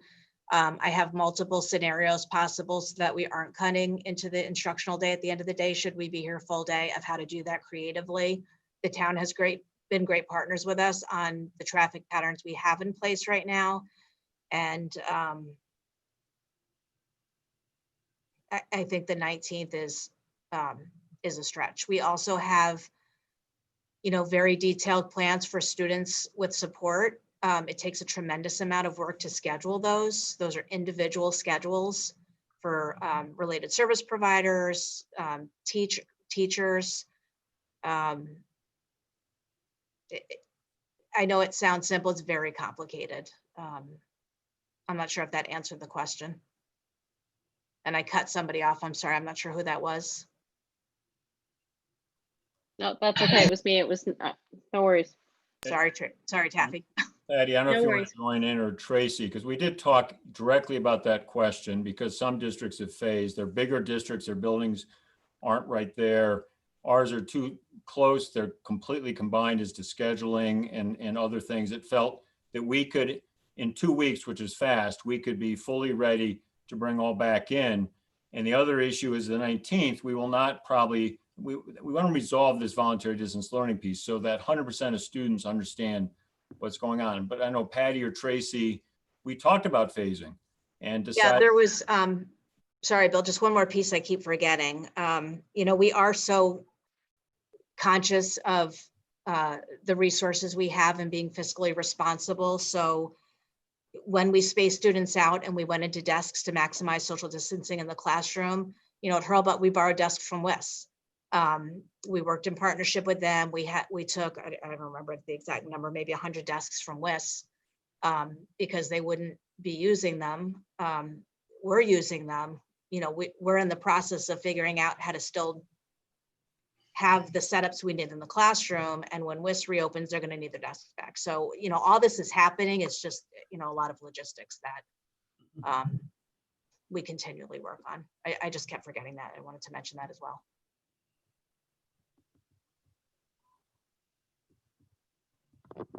So it sounds, I mean, to summarize, it sounds like the plan is all in 5 days, lower schools by the 26th. And that also gives us time to communicate all of the logistics out to families. You know, when we did our change traffic patterns this year, you know, at Hurlbut, we had a video. A lot of the families are new. This is what the traffic pattern looks like. This is how you drop off. This is where you enter. This is where you exit. Right. So the missing piece is going to be the real detail and specifics on the voluntary distance learning and how that may link back to how the school day gets modified or not. And that should be, we should have that at the beginning of the week, or Yeah, I mean, Ken, I think Monday, we can have something too. Let me just go to the commitment issue, because again, that's something where other districts have put more time commitments soft onto families to try and minimize the back and forth. I mean, we want to have that opportunity to take advantage of remote learning when students are out ill, but we want to also, if it's you're truly voluntary distance learning, that's your commitment, and trying as long as possible hold to that. The staff has asked us that, particularly up at the upper end when we have some students bouncing in and out. It becomes very difficult for the teachers. So again, it may not be possible, but we thought we're pivoting, we're shifting. This is the time to make that commitment adjustment. And other districts have done close to what we had laid out here, that you look for. It's a soft, because you can't mandate it, but make that couple month commitment. We'll review it, make the next, but along the way, if it's just not working, we'll talk with you. But again, a number of districts have done that just to try and bring clarity to who's who in this arrangement. Okay, so sorry, I just want to move it along here. If we're going to come back and see some a bit more detailed plans, right, in terms of this all in by next week, can we just talk about a hypothetical situation now that you've got more children in the classroom, and if we have a positive case? Is the protocol right now, if there is a positive case in the classroom, that the entire class, the cohort of 20 to 24 students, will be quarantining for 14 days? Yes. Okay. And what about contact tracing then for those children as well in other classrooms? How does that work? So if you have a child in a next door classroom that was with this child, what happens to that entire class? Yeah, so it'd be the exact same protocol we're using now. And again, in the document that, what we recommend today builds on the document you received. And a lot of that document is still exactly the same. And the modification K5 was simply building on the front end of our desire to get fully back in. And now we're saying K5, we think that can happen. All the health and safety protocols are exactly the same. And indeed, public health and Mark and Laura said, please stress that this would be fine. But in that elementary class, in hybrid, it was just portion who had the contact. Now it'd be that full group within the building, within the school. We would also do contact tracing, even at the elementary level, of wherever there may have been crossover, again, using that 15 minutes, 6 feet. Now, really, once you're in a room for more than 15 minutes, the 6 feet's pretty much gone. So it would be anyone in that room and where there'd been any sustained contact, students or staff. But most simply, it'd be pretty much confined to that particular class, a particular cohort, if that helps. And that's all in writing. It's all in the health and safety manual, and it's all in this document. Yeah, and I think one thing, I'm going to sound like I'm just beating a dead horse about this, but there has to be some real serious conversations with the public about the choices that families are making outside of school and the choices they make about when they send their children into our schools. That's going to be even more critical now if we're only going to have spacing of, potentially 4 feet, maybe potentially less. Really reinforcing, let's drop the rule of the expectation, the word expectation. The rule, when you send your child into class. Particularly, we're getting ready to hit the period. We're going to have a lot of college kids coming back into town. If those kids are coming from schools in Indiana, Alabama, Florida, you need to be keeping the siblings home. I know, Bill, that it's spelled out in our 26-page document, but if we're going to take this step to have this many students back in our buildings, there has to be a concerted communication effort around, a simple decision tree before you choose to send a student into our buildings. And that's going to be critical for us to make this, whatever the ultimate next step is, that is a critical piece to making it work. And we've got to do it. if I could just add, Gina's absolutely right. I'm very worried about the November 20th looming, when all of these college kids are going to come back. And I think it behooves all of us. But it's my intention to send out a reminder to parents, specifically kind of a very bulleted thing about, please, you have to think about that, and also appealing to the students, because the domino effect is just, we can't have it. And we have to be aware, Lisa. I mean, I know you're really on top of the, the college stuff, because there's a lot of your alumni coming back into town. But, in our community with babysitters and family friends, and we just, everybody needs to know the rules and the decision tree that needs to be followed before you send people into the building. I agree. Totally agree. I think it's a matter of, if this is your risk, this is your high risk behavior, everybody. So, know that before you, make other decisions. I totally agree with you. And I think we should communicate it. Yes. So, Gina, a decision to go back in full time doesn't mean that the pandemic is over. I mean, it just increases it really needs to force increased awareness, actually, so that we can actually keep the kids in school. Gina, thanks for bringing that up. I think it's incredibly important. I mean, just from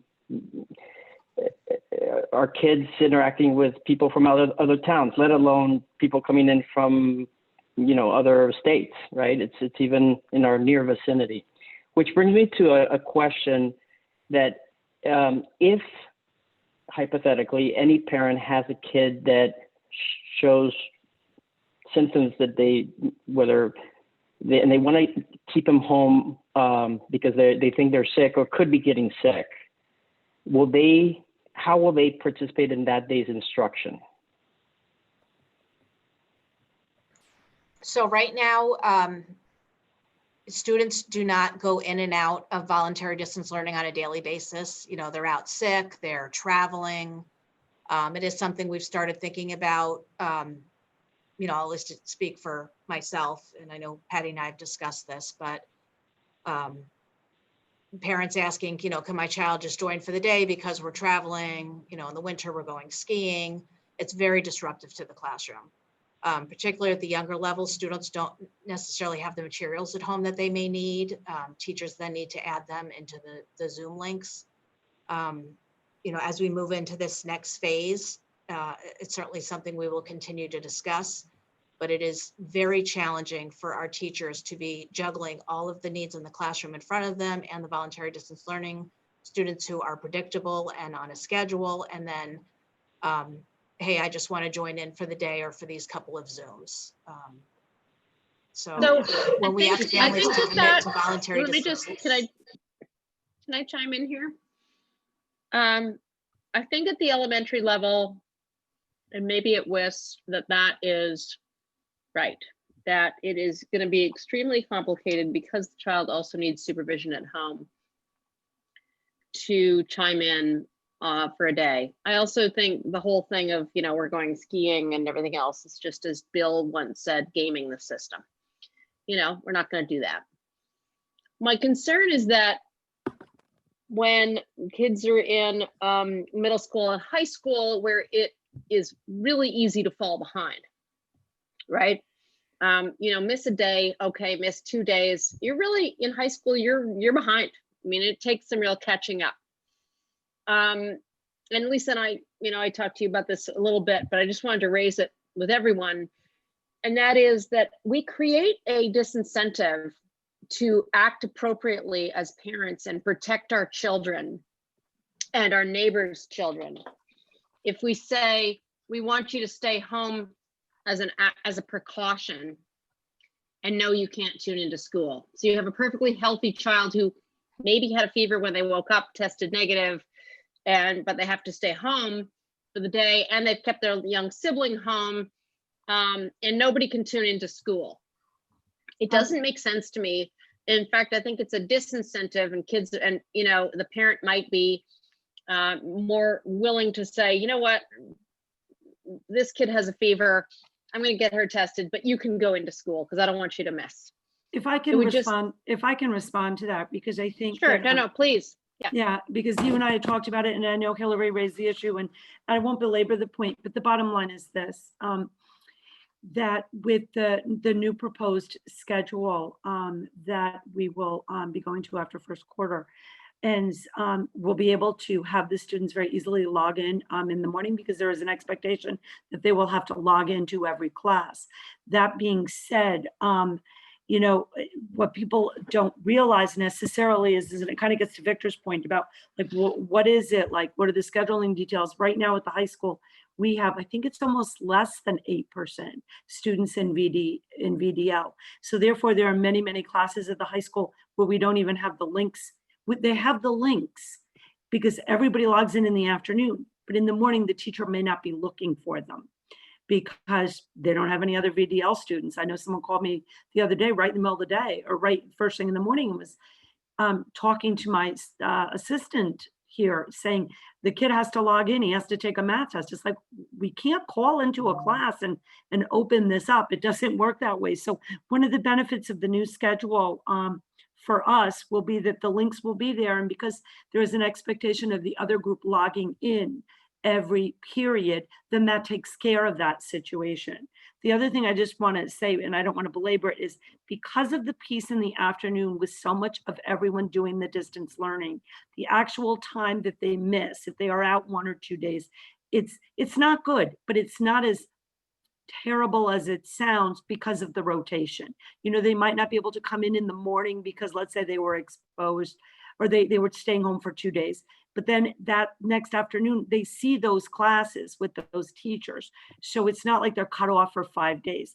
The other thing is we're very cognizant of the fact, especially here at the high school, because we had quite a few, that if somebody has to go on, you know, someone's out for 14 days, we got to immediately walk around and tell those teachers and get the word out and all of that. So bottom line, it'll be taken care of at the secondary level when we move to the new schedule. It's one of the perks. And just another point for us to consider as we, you know, consider our next step, just as part of our safety plan. Are we going to consider being specific about the type of test we will accept as safe or effective?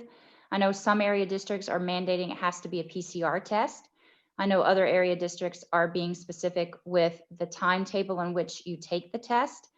Somebody taking a test, you know, the day after they might have been exposed, that's not going to be valid.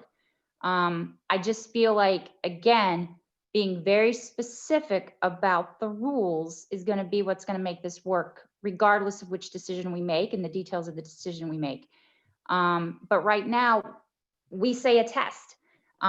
We don't say a PCR test. We don't say at a minimum 3 days after exposure. So there are, I think, some beef ups that we could benefit from. Yeah, I think that's one of the, Bill, that's one of the areas that I think we, as a task force group, we should spend some time in the next meeting just making sure that those procedures around timing of tests, type of tests get discussed and changed if necessary. Yeah, I mean, there's actually a very specific answer that yes, we should be requiring the PCR. Next update on the document is going to do that. And the timing issue, that's public health and medically driven. So it'd be easy to put that timing around. One area where most districts have backed down is the 14-day quarantine is required. The actual test is no longer required because, as we've been advised, again, medically, you may be past shedding the infection, but still testing positive. And that's why both for work, employment, and students, it's that 14-day quarantine. And we did modify the manual for that. We didn't modify it yet for the type of test or that timing when you would take that test, but we can do that. That's an update we can do. Again, that's driven by what we're getting from public health and medical advice. Can we turn to the middle school and the high school? Yeah. I just want to make sure we don't run out of time. Now I think we'll go until we cover everything. Thank you. And I'll try to be brief, but I do want to just appreciate everyone for the difficult situation we are all in. Board of Ed members, administrators, teachers, students, parents. And I have to tell you that I'm really grateful for the staff and students at the middle school for following the safety protocols, for keeping us safe, wearing the masks, doing the distancing, wiping desks, using hand sanitizer. It's been great. The structural changes that we are proposing to go to a full day hybrid, and again, I pointed to this earlier, one, it's not just the longer day for the cohort that's in school, but we are now adding the off cohort zooming in synchronous live time, along with the VDL students. Up until this point, only the VDL students were zooming in on their cohort day. So that is a big change, but that is what many of our sister middle schools in the region, not just in Connecticut, but in the tri-state region, have been doing. I've been in close communication with the middle school principals in Fairfield County, as well as in the tri-state area, and have learned a lot from listening to their experience. What doesn't go away are the concerns we had over the summer about a long day. Kids wearing masks all day, or what's virtually our entire school day, if we go until 2:25, is going to require some additional mask breaks. We know that. I'm also very concerned, and so are the teachers, parents, and students, about the cohort that has to zoom in for the entire school day. Obviously, we can make some shifts. Obviously, they're not going to zoom in for lunch. They won't be zooming in for a quiet study. But even the courses, the real academic courses where they're zooming in, most likely the curriculum is going to have to look different. And I think everybody needs to be upfront about the fact that there may be different activities planned for the in-person class and the students that are zooming in. There's going to have to be flexibility depending on the discipline. And there may frequently be times when the teacher, after a mini lesson or a guided practice, then releases the Zoom students to work independently to focus on the students in front of them. I just think that not doing that, not having that flexibility is setting up our teachers for failure.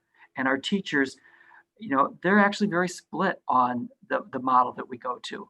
Just, I think, as the community is, I've heard a lot of feedback from both parents and students, those who love our current system, those who like it but are open to changes, and those who are, that are barely able to survive with this confusing schedule where the A-day morning doesn't match the B-day afternoon and Power School is not reflecting it.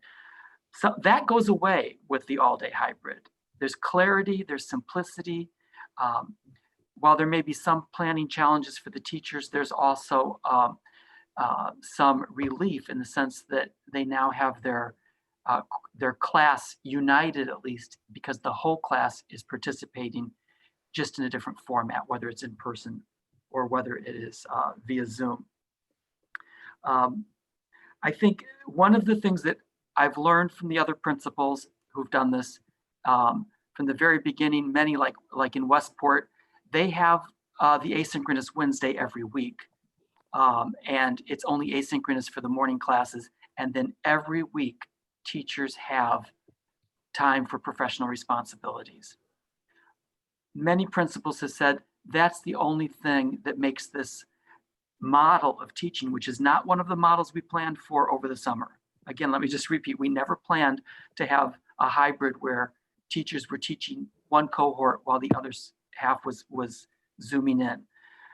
But teachers need time. They need time during the week. Some of that time is for training. Some of that time is for collaborating with colleagues. Some of that time is for working on the curriculum and the lesson design. Some of that time is dedicated to providing feedback. Teachers are telling me they don't have time to provide meaningful feedback in this current system because every day things are just sucking up their time and everything takes longer when you're planning and you're relying on technology to the degree that we are. So there's the structural change in the schedule. There's I've already met with Andre Santelli and he's been great and already has a document ready to go. But he's going to have some lead time because he has to bring staff back once we start offering lunch again. at the middle school. But there's a great online system that I tried out for today for ordering meals. So it is a no-touch delivery. We've documented, in the document, we've outlined how we would deal with lunch by using two different spaces, the cafeteria and the library. We can do the 6-foot distancing, but obviously people are concerned about that.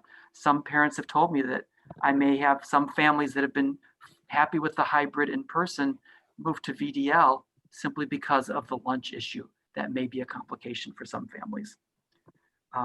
So we're going into this with our eyes wide open. We know what the pros and cons are. There are challenges, especially if the middle school makes this change before the high school does, because of the shared staff issue. We may be able to get around that, hopefully, but you know, it's maybe 3 teachers that I share with Lisa and 2 teachers that I share with Patty at WIS. The biggest financial challenge, I think, is adding a bus run. And that's something that we highlighted in an earlier meeting. If we are not in sync with the high school. I'm really advocating for the consideration of that Wednesday, if not completely asynchronous, like they do down in Westport, at least an early dismissal on Wednesdays so that our teachers do have that additional time. You know, they keep telling me that it's all about technology. They're very grateful for the technological tools that have been provided. We're finishing up the installation of the ambient microphones, which are making a huge difference. We've received a lot of training, but there's always time for more training, and it just comes down to the time. You know, the teachers really take pride in the work that they do and the relationships that they build with our students. And I have to tell you, I think it's not just the middle school teachers here that are feeling it so acutely, but I think teachers across the country, we need to recognize they're feeling like they can't do what they do so well because this is a situation that none of us have chosen. And even as we try to be as normal as possible, COVID hasn't gone away, and there are still restrictions on what teachers and students can do together. And it's exhausting, and they're doing a great job. And I don't think we can tell them enough how great they're doing because it's amazing work. So I think those are the points that I wanted to make. I'm happy to answer any questions. Dan, oh.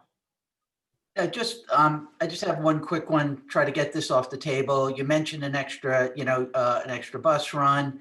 I know there's a cost related to that in the submission. Phil was going to look into whether that was going to be covered by the state grant money that we got. Phil, did you get an answer on that? I did.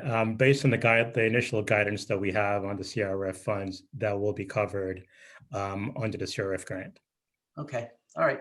Can you elaborate on that though? Because that was one of my questions too, is in this, you only have 3.5 weeks of that bus run. So what is covered? Like how long can we do this for? Because I don't want to offer something that we can only do for 3.5 weeks.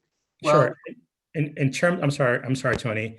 In terms of the CRF funds, those funds were earmarked for expenditures incurred March through December only. Any additional costs after December, the CRF will not cover, and that is strictly based on federal guidelines. Did you say after December will not be covered? That is correct. Is there, okay. And it's only $90,000. Does the extra bus run fall within that range? The extra bus run does fall in that range. I think the initial estimate is in the $30-something thousand. Okay. For an additional bus run. We're only talking about this additional bus run for like the period before Lisa transitions to the high school. Is that correct? It's not like for the rest of the year. No, that's correct. Maybe. Thank you. Should I segue into the high school now, or? Well, let's see if we have more questions of the middle school. Do we have more questions for Dan? Yeah, I do. I have a couple of questions. My first one is, you mentioned this Wednesday asynchronous. Is this in your proposal? When we spoke, we talked about the need for additional professional development time. So when we spoke as a leadership team, what came out on this document was just left it kind of vague, I guess, additional. So can we just I don't even know if I should look at this while we're going through it, because it sounds like everything's changing all over the place. So Can I clarify, Ruby? This is a particular idea that Dan has. We had talked about it at length. It wasn't necessarily going to work exactly right between the high school and the middle school. We intentionally did not include it, but I said to Dan, because his staff and faculty is very concerned about it, that you as a board deserve to hear about it. So that's why it's been raised here. The document you have is very solid and strong, giving guidelines for even this recommendation today. I'm going to stay firm on that. And the need then to modify it through further discussion. We're all very open to that need. But what Dan has done here is made sure you as a board are hearing about a very definite concern raised by his faculty relative to how other highly competitive middle schools in the tri-state region are operating. Right. And just want you to be aware of that. So that's So is the asynchronous day now on the table for us to consider? It has to be done in coordination with the middle school and the high school. Both have to work well together because right now we have this several week period where we are, for all the right reasons, we think, at a different schedule. This would require both the middle school and high school, though, again, going forward to say, is this going to work for both? Because there's shared staff, there are other scheduling issues. I think it's raised here just so you have an awareness of it. Not that it's on as a definite, but you have an awareness. And as we have to come back with other items, if you say, gosh, that could be important for us to think about, bring us more on that, we would do that. Well, I think if it's such a concern for the staff at the middle school and the challenge to overcome to make it work is just waiting for the middle school and high school to be back onto a similar schedule, I would think we would want to hear more information about the benefits that it would provide to us on a longer term basis once we get past the first quarter. And I think anything up for consideration needs to be in the document so that we can leave this meeting and go back and reread as many times and truly understand than what we are going to make a decision on for next week. My second question, though, is you have October 19th as the implementation date. Are you still proposing October 19th, or are you now shifting to the October 26th, which the lower schools will then shift to? I would propose the 26th, the October 26th, for a variety of reasons. It allows us to complete another one of our 8-day cycles of our current calendar, and it provides the time for the teachers to adjust their curriculum plans. It also, once we make a decision, like I said, Andre Santelli needs to start reaching out to restaff up his middle school, or the middle school cafeteria. Yeah, the 26th was long ago preferred by the middle school. Dan said the 19th was going to be problematic, preferred that date. Then as it came clear that we had the green light, at least a yellow light for public health reasons to bring forward full K-5, we needed the 26th for that. The 19th would not work. Again, we've talked about that. So then we were actually able to align to make it a consistent shift across the 3 schools, time-wise. Okay. And then my last question, and actually this is for all of the 4 principals, it's just with regards to professional development and what the teachers truly want within each building. Currently, how are you soliciting that feedback? And is there potential for a shared Google Doc for the teachers to go in by school and kind of jot down what they're seeing on a daily basis or weekly basis, so that then you as leaders can aggregate it up to the top and say, okay, you know what, I think in this building, they need to focus on, they're really wanting X, and in this building, they're really wanting Y. So that's what we're going to focus on. What's the current strategy for soliciting feedback from the teachers right now? I can speak for the high school. Basically what we do is it's all based on what the teachers want, and through, for example, when a day is coming up, we we send out a short survey and we find out. So at the last date, when we had on the September 23rd, and we had that professional development, we knew that they needed feedback specifically on certain tech things. And so Julie Gavoni and Storm Snaith solicited volunteers to make videos. And then there was a very prescribed thing that was done on September 23rd, where they looked at the videos asynchronously, then they worked together and they practiced. We sent out another survey immediately after that to get, okay, now that you've had that, what's the next level of work? That's going to be the design for on October 12th, when we have another 2-hour piece of that day to fine tune and get at the specific technology piece, if you will, for them. And so it just keeps going that way. You know, we'll ask the teachers, they'll tell us, and then we design the tasks that we need to do with them beforehand, and then we follow right up immediately afterwards to see how did it go and what's the next step. So it's kind of a circular cycle. And at the middle school, just so you know, it's a multi-pronged approach, but there is the professional growth committee that has teacher representatives and administrators on it. So we had one of our middle school reps send out a survey to our teachers about what their needs are. Drew Walters and I also did kind of listening tours. We went around to each of our teams at the middle school and talked about this transition to a full day hybrid and asked what they would need to be successful. I can tell you right now, one of the biggest needs was really experiencing what it would be like to teach in this format. They want to actually be able to be 12 in a room, 12 on Zoom, and practice different strategies, because it's not just the technology, it's the pedagogical strategies of engaging and monitoring students at the same time. So that and many other, the next level of training with the teacher toolkit, best practices for sharing, when to share a screen, when to use the camera, when to use the iPad, when to share the screen, different grouping strategies for both in-person. All of those things have come out and have come out through both surveys and through listening tours. Along those lines, Dan, I know a neighboring district is having this tri-state consortium come in and do an evaluation of their curriculum delivery in this hybrid model. With our affiliation with them, I guess maybe Ken, Bill, you guys on this question as well.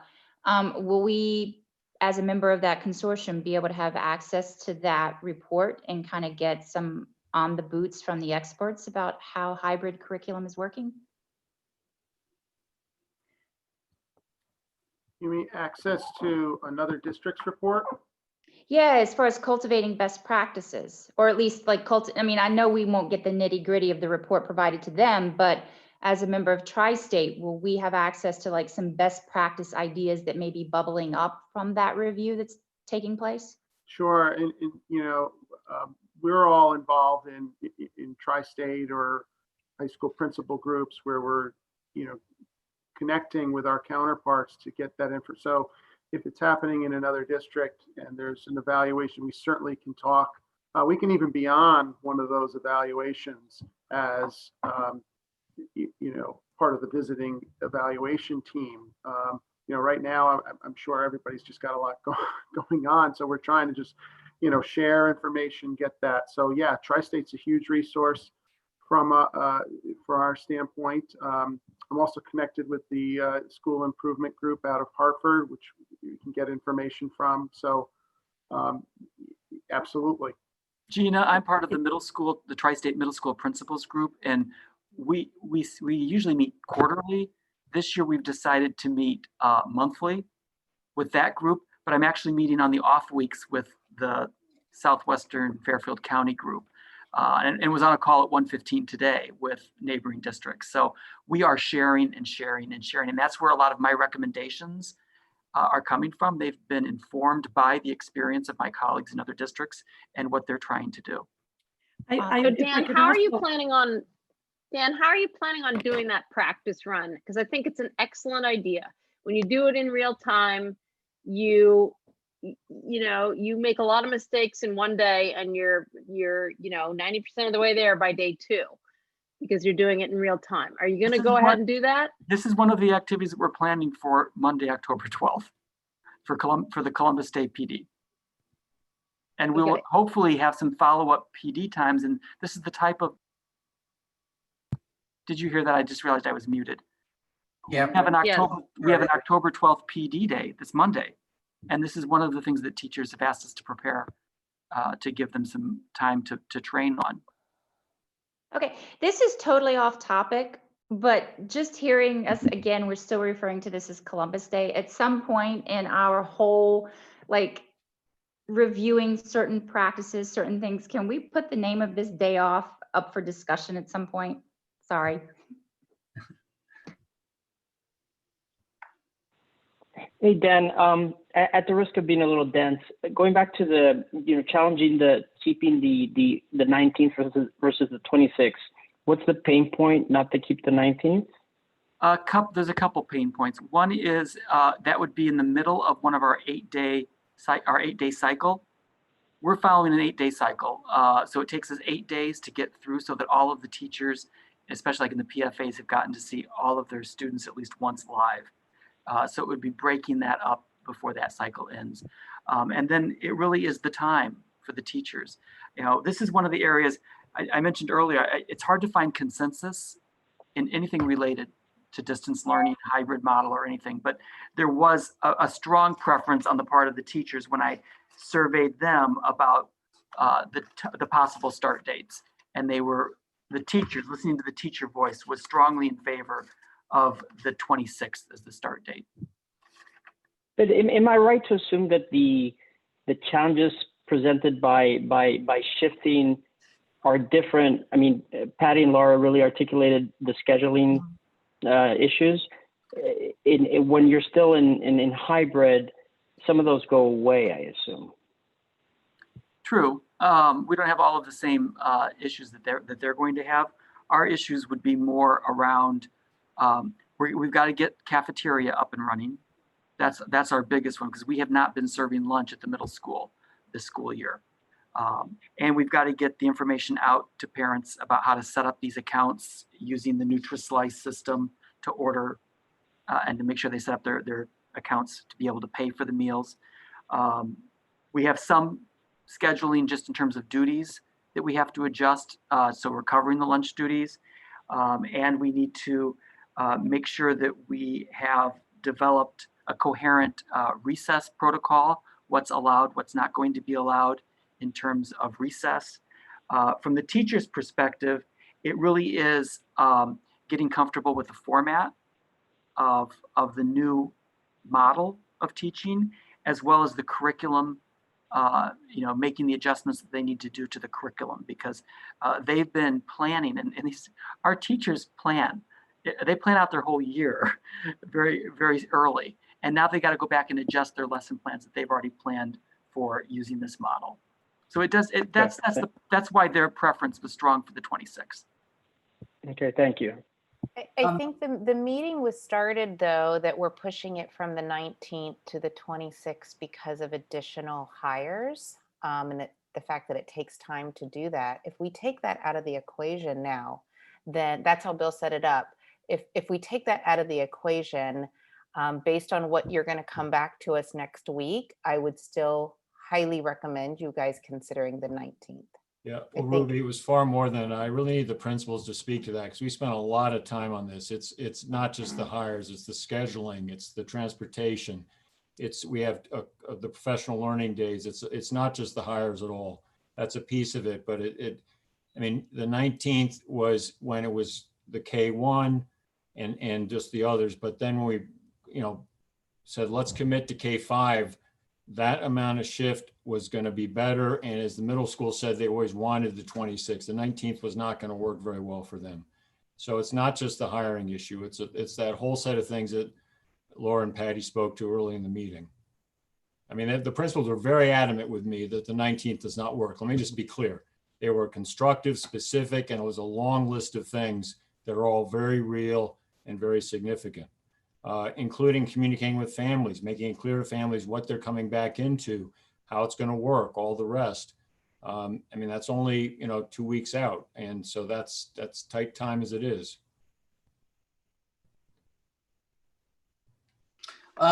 Bill, I assume that you're going to take the material that you have, remove those options that we're not actually pursuing, and then add the detail on those options that we are pursuing, right, as a next step? Oh, for sure. And I think, I mean, it would be building on the document you received today to do a next version of that. That would bring it up to what was recommended here, staying with that date. The key addition, as I see it, is the clarity around how we're going to handle voluntary distance learning at the K-5 level, bringing forward, in this case, a couple options for you. We tried in this document to say, here's our lead strong recommendation. And again, say if that doesn't work, we can revisit it. But that would be a key addition here, is the voluntary distance learning piece. Well, I think the document just needs to be revised given the recommendation that you came in with today and the additional detail that we're all asking for. That's all. Yeah, the answer to that is yes. Can I just go back to Dan with the middle school for a second? You know, in reading all the comments from the parents and everything that we've received, I haven't heard too much either way from regarding the middle school schedule. So currently as it exists, I'm taking that as a good sign.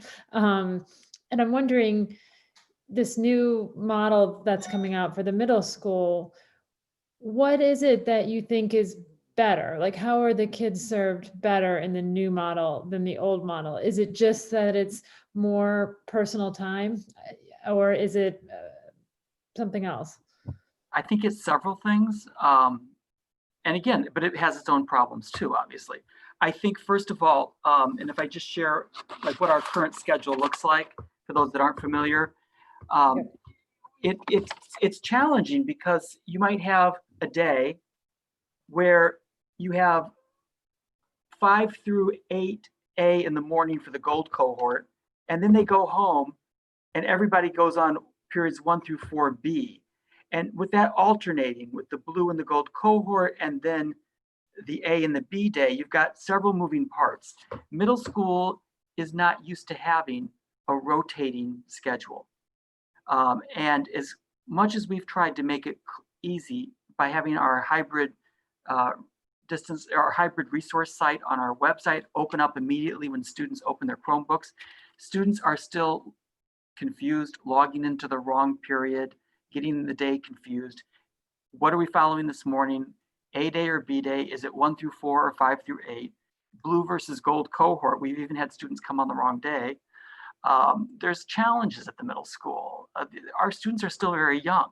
Yes. And need a lot of support from their parents, and even parents find this somewhat confusing.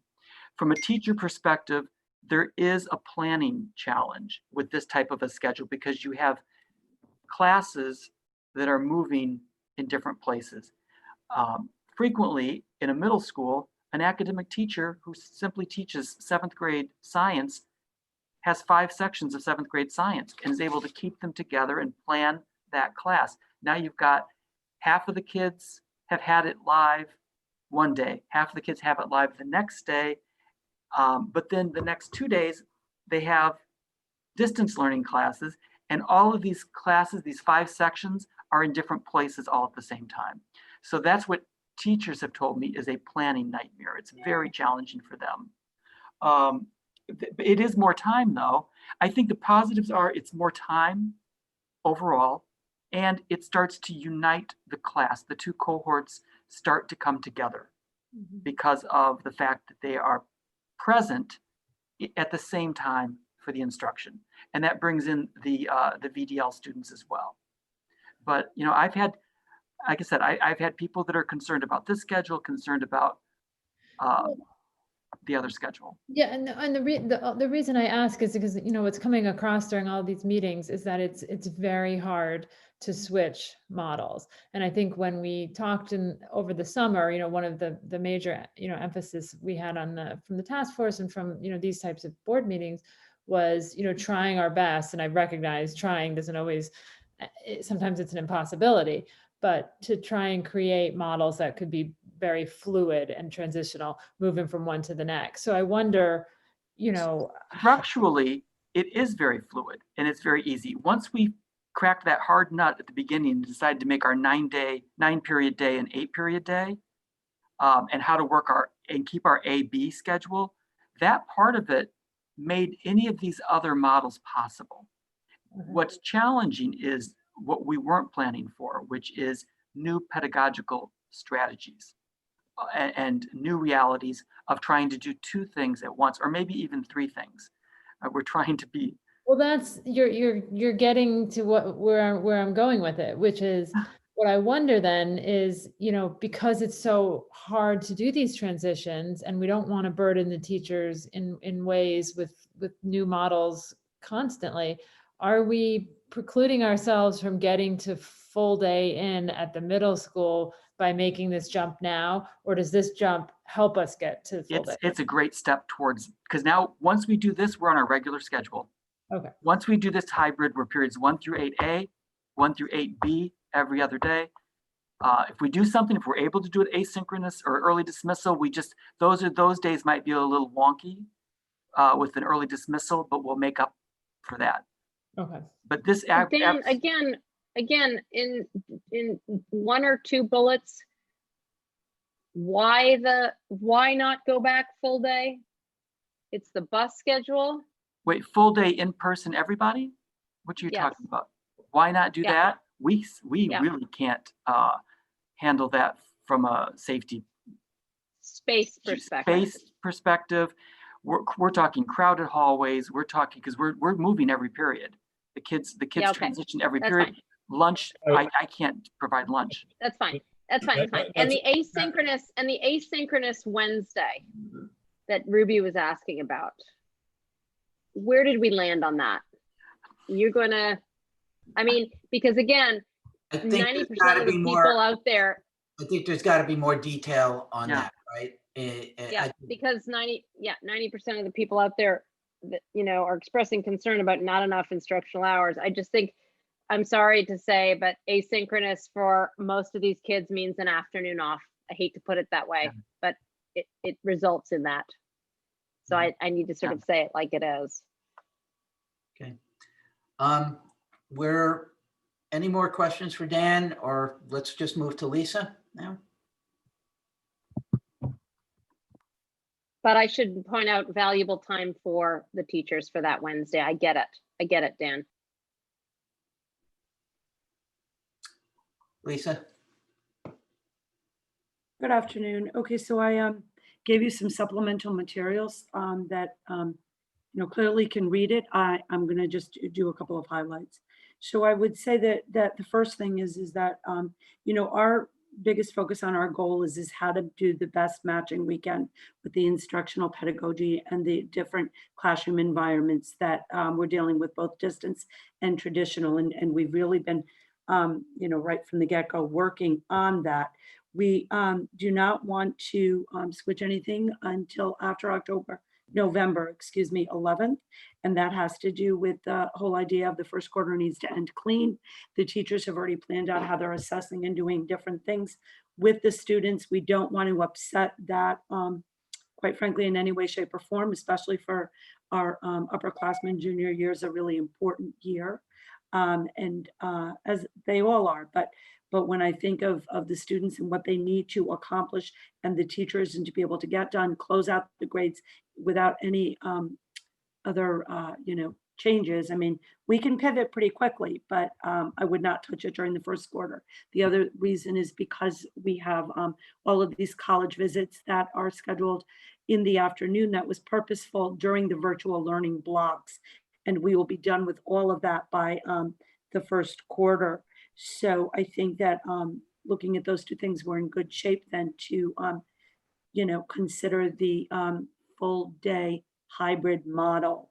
On October 6th, just this week, we did what I like to call, I brought together the, you know, the people in the building that could best represent the teachers and the instruction for learning. Quite frankly, all the management and operations and details is the administrative team's responsibility. And we just basically focused on the instruction for learning piece. And there was a consensus that we wanted to take our traditional schedule, which both teachers and students like very much, and go to a 6 classes daily drop 2 schedule with using the blue and the gold hybrid. We found that is a great schedule because quite frankly, the classes are longer. They're about 55 minutes a piece so that you can get into more depth. The drop 2 makes things less frenetic and stressful for both teachers and students. Over the course of the day, it calms things down because there's not as many transitions. This was all presented, years ago when we decided to go to it.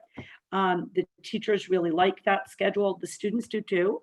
I try to keep them in the loop as best as I can. And I'd spoken with the executive board as well as the Congress was yesterday. And I felt it important to say tomorrow at the Board of Ed meeting, this is what we're talking about. And needless to say, there were many enthusiastic, yay for the 6 classes drop 2 daily.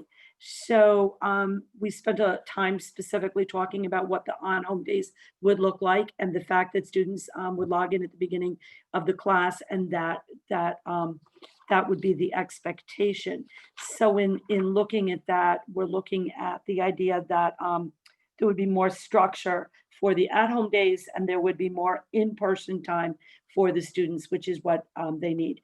In the feedback from both the parents and the staff in the surveys, it talks about the 6 feet being important. And that's why we would do the hybrid still as far as blue gold, because we can't get the 6 feet in the classrooms. I mean, we can't get under it.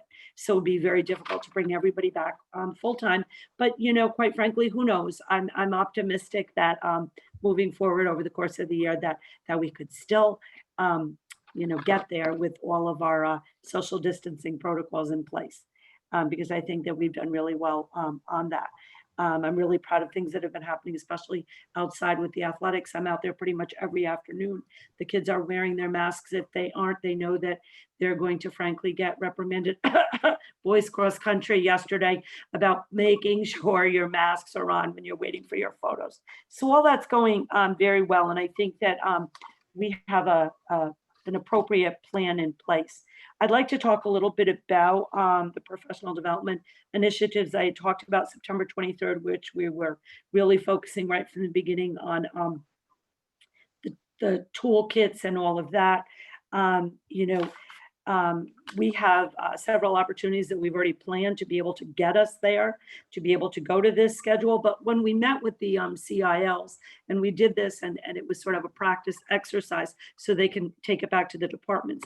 When you look at managing both groups, and now that we've had, 6 weeks, 5-6 weeks with practicing with just the teacher toolkit, trying out the different equipment and everything else, getting all the microphones and everything up and ready. What we did with the CILs, and they're going to be doing at their departments, is to explain to them, we can do this. We got to get everybody in a growth mindset. We can do this. And it can be done in an effective way. And so what we worked out was we said, okay, if this is the math class, and we did one for science, we did one for social studies, art and music, what basically is the student learning objective for the day? This is the student learning objective of the day, because we can't be repeating the lesson like we do now with the blue gold in the mornings. We have to keep everything moving forward to be able to get through the learning that we need to. So we looked at basically, what's the student learning objective? The objective is the same. Then you look at the very beginning part, and Kara Sweezy really did an excellent example. She said, this is what I would do in AP Human Geography. I would present my teacher-directed piece that would be about 15 minutes. Then there would be a video that everybody would watch, regardless of the setting, for the next 10 minutes. Then I would have some questions. And that's where the task may vary, but the deliverable at the end and the objective needs to be achieved. And so whether you do a large group discussion with the in-person students and you set up the students that are on the home cohort with a chat room where they have to go back and forth and work within themselves. And that group, because you really want to work with the in-person kids, then you go back at the end and check. Remember, it's 55 minutes. There's more time, so so it is doable. We are confident that the teachers can do this. And when, they say, oh, how are we going to do it? Okay, let's go back to that learning objective and plot it out. And our curriculum instructional leaders will be doing that. So as far as with PD, I think we have a good plan on October 12th. We are going to be looking at our individual goal setting that aligns with those 2 school goals. You have to align everything. We have the department goals. How can we align it so that, again, we can keep them moving forward and feel like that in these different environments or simultaneously that they're able to do it. We'll be working on that, plus the social justice piece. There's also 2 hours blocked in on October 12th again to take the technology to the next level. On our early dismissal or the October 21st day, we've already working on how to deal with assessments. We've changed our assessments. We are not having midterms and finals. And so we want to regroup and look at best practices with assessments on that day. So, we're confident between that.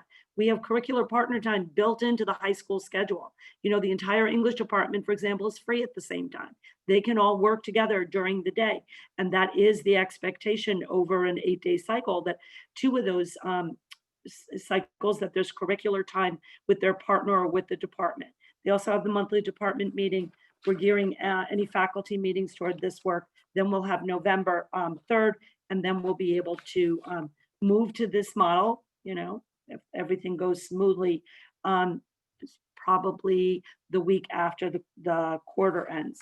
One other thing I wanted to just say was, and it's with regards to professional development, and I feel very strongly about this. We have excellent CILs. We have excellent teachers. They made videos to help each other on how to, use the iPad, how to use Screencastify, whatever it's called. And while I do respect Tri-State, last spring, we had done all kinds of classroom walkthroughs on specific areas, tiered instruction, grouping, and questioning. And we got about 500 observations in. And so what we would like to do this semester with our SILs is go back and see what are the best practices in these kinds of environments. We can do this ourselves. Our people are really good, and they can go and observe. I go in and see, how are the teachers teaching? What are they doing? And hone in on what are the best strategies, and then share those best practices with us. For us, it's all about the data and the student work and what is produced. So I'm kind of excited about it. I know that the kids would love to be here every day, full day. Hopefully between the opening up of the clubs, we started the jazz ensemble the other night. That went really well. The different clubs like the debate club, mock trial, we're looking for ways to be able to bring them in the afternoons. Our sports have been terrific. Company, I think we're getting there. And anything we can do to normalize things at the high school and show them that we can do this. I have no doubt we can do it. It's just going to take our collective responsibility and also the accountability that our administrative team owns to make sure that the work gets done. Thank you, Lisa. I just have a quick question. When you were talking about best practices, it just led me to, to the whole notion of the fact that each school is teaching in a way that's so different than we've done before. We have some in hybrid, we'll have some in full, we'll have voluntary distance learning. How do we, what's the best way? And maybe this has, maybe this is something that the curriculum committee deals with in terms of looking at, have we implemented our best practices across the board? What are we seeing? How are we looking at outcomes and whether we're meeting our goals? And do we have consistency across, whether a student's in person versus, voluntary, all this information is going to be extremely helpful in terms of iterating and constantly improving, and also determining, some things, learning some things that we can actually use even after this pandemic is over with. Is this something that ultimately curriculum committee should be looking at, how we create a framework around that? Yeah. Tony, I think I've been thinking the same thing as we're talking about this, about knowledge sharing, right? So not only accountability, but knowledge sharing, where this can all live. Right. And where will it live? How do we codify it? How do we document it, codify it, share it among you and among others? And also it begs the question, where does that knowledge sharing clearinghouse live outside of our district to be brought in? And you've talked about some of the principal associations and stuff, but yeah. If I could just, feel free, anyone else to jump in, but there's a couple points I think it's important to realize that I feel like we're really engaged in action research right now. So like we're doing the best we can. And I think that this whole year is just going to be about kind of figuring that out while, we have to be able to figure it out before we and study it and analyze it and see the results. That's going to take a lot of time. It's not going to be, it's going to take the whole year to get. Yeah, but Lisa, know that like every school in every district is also doing it, right? No, I understand, Taffy. And someone said to me at one of my back to school night, the back to school night thing, well, what are you doing about finding out at the national level what are the best practices and this and that and everything else? That's all great, but a lot of this is going to be coming out over the months and the year to come. Yeah. I don't think that, we're all kind of in it in the same boat. And the other thing is the devil is in the details, because when you start looking at other models, it's how is it being implemented? There's one other thing though that I want to say is, perhaps in my enthusiasm, I'm making it sound like it's going to be very easy at the high school. And I do want to acknowledge that there's a lot of work that has to go on, that this isn't just, yay, we've got it. I'm trying to be upbeat and positive, but there are a lot of nuances and things like that that we're going to have to work through, and that we're committed to work through it. And I think that was my point, Lisa. I don't think it's something that this feedback loop is immediate or weekly. We're going to be learning for a long period of time, right? And it's just that, let's make sure there is a framework so that this is not lost. That's all. Yeah. Questions for Lisa? I have a question. I want to talk about timing, because the way that I look at it is, you say, okay, well, now we're talking a week after November 12th. At that point, we're talking Thanksgiving, and I don't know what's going to happen in Thanksgiving. So the timing really concerns me. Is there any way that we can adjust? I understand that you have this challenge of the marking period, but I'm worried we're not going to get any full day hybrid in. No, I'm confident we'll get the full day hybrid in, but the grades close on the 11th. And to be able to say to the teachers, okay, the 11th, the marking period closes, the 12th, we're going to start this. That is unfair to the teachers, because the teachers have to get the grades in the following week. So between getting the grades in and getting ready to transition, we're talking about 2 days. If it's the 11th is a Wednesday, Thursday, Friday, the 16th, November 16th is the first full week. I just can't ask these teachers, oh, your grades are closing, get everything done, get everything corrected, do the Q1 grades, and those grades have to be in for colleges. I don't want any distractions from getting that stuff ready, and that's I don't think too much to ask. Because there will be work in this model there will be work in this model that will be turned in right up until the 11th, and then usually we give them 4 days to get their grades in. We're pushing it with this. No, I understand that. I just think we need to have a realistic discussion, given that now we're talking Thanksgiving. I mean, are we really going to be able to do this? And if we're not, what is our alternative? I think we need to look at other options given the timing. Well, we're looking at the 16th, which would be the first full week of November. I don't know what other options. I mean, I don't want to go later than that. I think this is our window of opportunity. We can't go sooner because, quite frankly, the teachers have mapped out everything for the first quarter and when certain things are going to be due and how they're going to operate until the end. So I think that this is it. The week of you're saying the start on the 16th, is that right? We could tentatively start on the 16th, yes. I hate to say this, but I wonder if what we should really be looking at is like a much more robust option online at that point. I mean, we're talking mid-November. I don't understand what you mean by a much more robust option online. I don't know how much in-person time we're going to get if we wait until then. We're talking another month. Like that's my concern. So you want to start now? I don't understand either, Hillary. You mean waiting until the 16th, they carry on as they are now, and then the 16th, They move to a new model. they move to a new model. For a week. I mean, realistically, like what's going to happen between Thanksgiving, all these college kids come home. Like, I just don't. Oh, you think we're going to be back to all? Yeah. We'll be back home. We'll all be home. Okay. Yeah. All those college kids, not only they come home, they are home. So I just think like to make any plans for in-person from Thanksgiving. So I guess the option, I guess the question is I guess the real question here is, Lisa, what is the contingency if we have to move backwards? Yeah. Right. If we have to move backwards, it would either be stay in place, which quite frankly, the majority of the staff like that very much based on the survey. Or if we had to, like if it happened now and there was a you know, something where we had to close down like in March, and we have that plan too.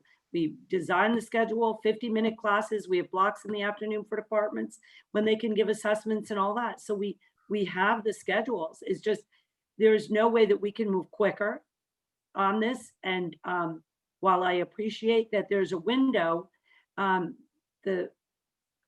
looking at the instruction and the learning, we need to stay like this until November 11th. I get that. I guess what I'm saying is that from November 11th on, should you be looking at just full day online and having teachers legitimately spend time on that plan, given the timing? I mean, it could be a week.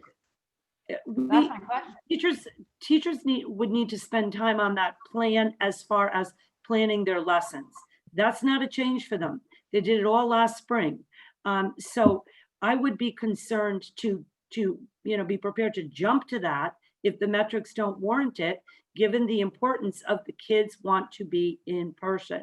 And my feeling is even if it's in person for 2 or 3 weeks, that's better than not having more in-person time, number one. And number two, the staff can transition to a all out if it comes to that again, because we've done it and we've improved the schedule for the next time that we have to do it. So if they were to go all online after Thanksgiving, just to play it out, it would be a full 7:45 to 2:30, just as if it were in person with everyone online. You would no longer do the cohorting. No, that's a different schedule. I have it behind me, just a minute.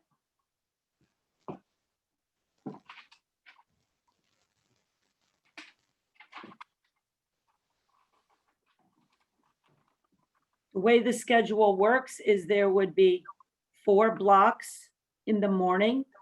It would take us till noon. They would be 50 minutes. Again, I would bring back the CILs and everything. This was our draft. We'd have to tweak it and see if we could make any more tweaks. And then in the afternoon, we would have 2 blocks that would go till 2:40. And those afternoon blocks would be specifically for departments to do things collectively by a course, whether it be an assessment, a guest speaker, a particular activity, etc.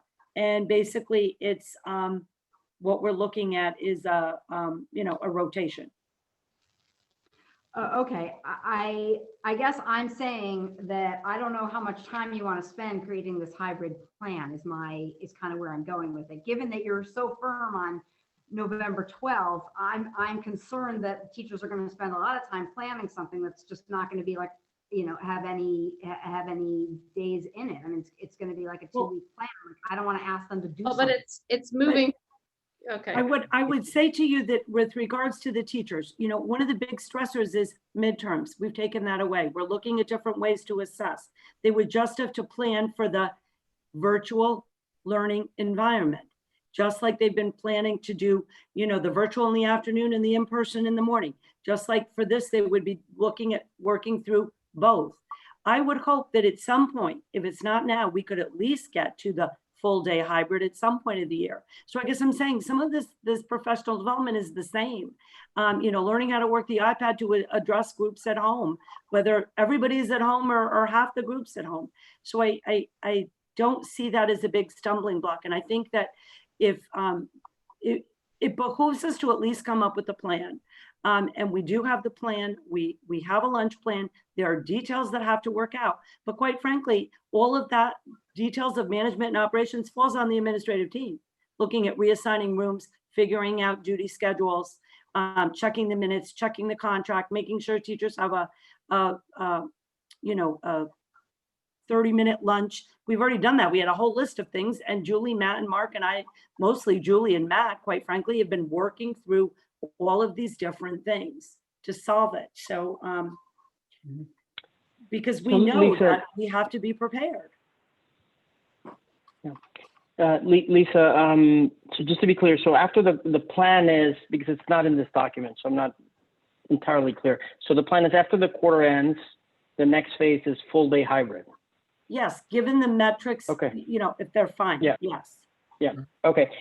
So I'll ask the same question that we asked of Dan, just for completeness of inquiry, right? What keeps us from going full and skipping the full day hybrid? What keeps us from doing that, Victor, has to do with the what I would say is the 6 feet. And when you look at the survey and you look at, that the staff, 59% of them said that the 6 feet is important. And when you have cohorts of kids, and I have 800 kids in this building moving, even if they're moving in one direction, that's a lot of kids. I can't make the distance. And so, especially with what Bill said at the beginning, unfortunately, if my age group perhaps gets exposed first, it's a bigger well, I shouldn't say it's a bigger exposure, but there's a lot more involved when kids are moving around to different classes, and you have to look at, we have seating charts where everybody sits. There's a lot of other levels. So we have the highest probability of something coming into the district through that age group. Yeah. Now, I know my colleagues, I talk to the Durgay principals all the time, and I know that New Canaan is going to phase in by grade level 9th, 10th, 11th, 12th, which is interesting. I would love to be able to get there. I just don't think that we're ready to get there right now. And I know that, for example, Staples, Dr. Thomas, they kind of put the brakes on that, moving to full. There's issues. Right now, I just want to, Bill, hold on. I just want to continue this with Lisa. So just in order to keep the eye on the prize, right? Assuming there's a lot of things in between, I just think it's important for us collectively as a group to talk about, what are the real triggers? Is it the space? Is it, what are the elements of it? Because if we don't think about how to overcome those things, we're never going to get to the prize, right? Now, the space issue, unless we build another building, that's not going to go away, right? So I think we have to think about this broadly. Yes. And I would say to you, we already have turned larger spaces into bigger classrooms. We have about 3 spaces that are like that. So we have that. And so if we were going to say, okay, everybody full in, then we would have to look at our space. We'd have to look at the classes. We'd have to look at the largest classes. We'd have to kind of flex all of that space, which we know we would have to sort of mitigate the risks. I think it would be about risk mitigation at that point. Same thing with, lunch, all of those things. So, there would be a lot involved. We could figure out how to mitigate the risks, but there are risks. Now, that being said, I also feel like, when we look at all the cooperation with the athletes and the senior parents going to the, being outside and watching their kids and how cooperative everyone is, it's the responsibility of the community. If we don't have anybody, if we keep our numbers really low and don't have any positive cases and everybody does what they need to do, then we'll get there that much closer. I hope we get there by the spring, because I'm already thinking of alternatives for the junior class for prom and seniors. Like, what are we going to do? We can't be taking these things away from these kids again. You know, how are we going to do it? Someone asked me the other night, what are we going to do about graduation? I said, I'll let you know after I get through the first quarter. But in the back of my mind, yeah, you think of these things and you think, what could we do now to at least have contingency options? I think it's important. The longer we go without an incident that closes down the high school, the better and the more realistic these conversations become. If we start getting more incidents, then it's really hard to have this conversation. If the distance between the last incident and and it becomes that much further in the past, I think then, and the metrics around us are still good, I think those conversations become a little easier to have, right? Yeah. Yeah.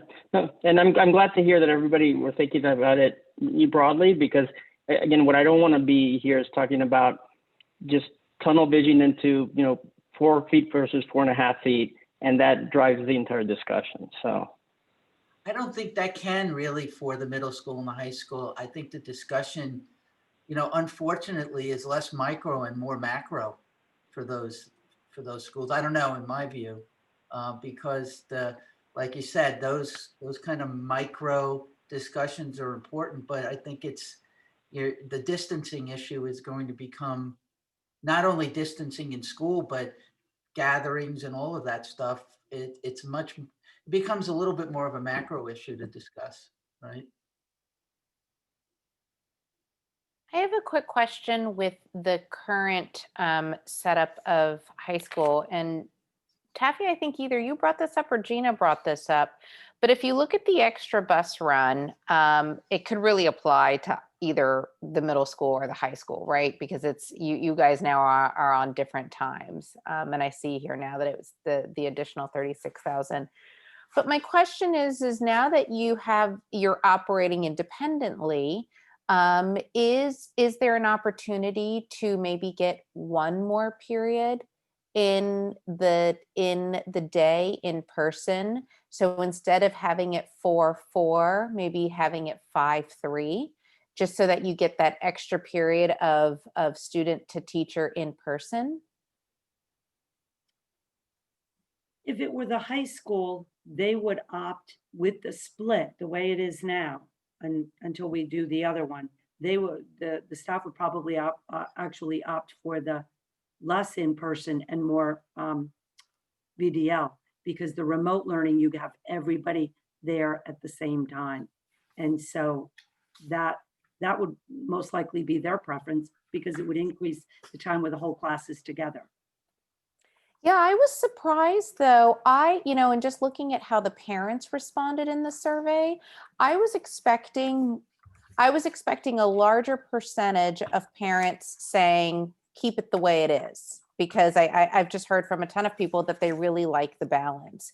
But in fact, it was pretty much the same, right? You had a 30-30-30 split on same full day and full back.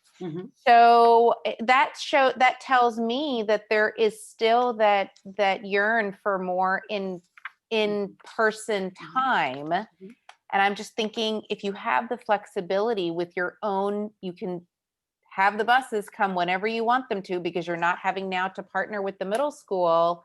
Is there an opportunity to elongate the in-person time? The concern is it's only half of the group.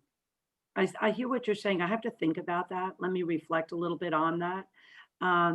Because basically what we're looking at is, I want to think about that. And I wouldn't want to speak for the entire school, but it is interesting though, that, when you look at it's not really 30-30-30, the highest is everybody back 38%. Yeah, 27, no change, 30 full hybrid, kind of like and then 38 full back. But clearly, yeah, that's what they want. And the kids will say that. You know, they want to be back. Well, of course, it's their high school years. Hey, I want them back too. It gets very lonely here after 11 o'clock. That's fair. Go, yeah, think about that. Any other questions for Lisa?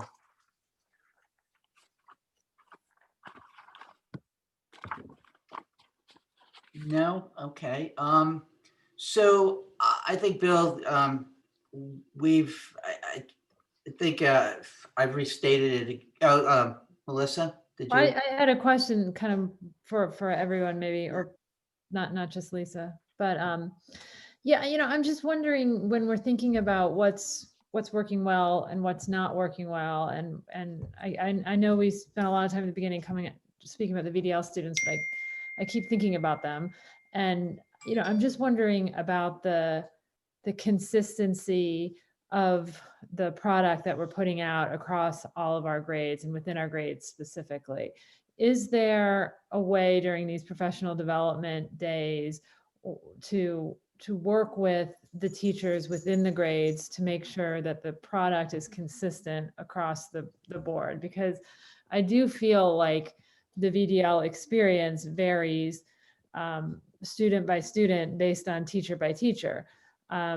And maybe that could be a subject of some of this professional development, because as we grapple with how to resolve in the best way the VDL situation, I really think we need to understand the consistency across the grades. I think we also need to really understand parent input. So I think somehow, whether it's another rapid response survey just to VDL families, we need to get their opinions.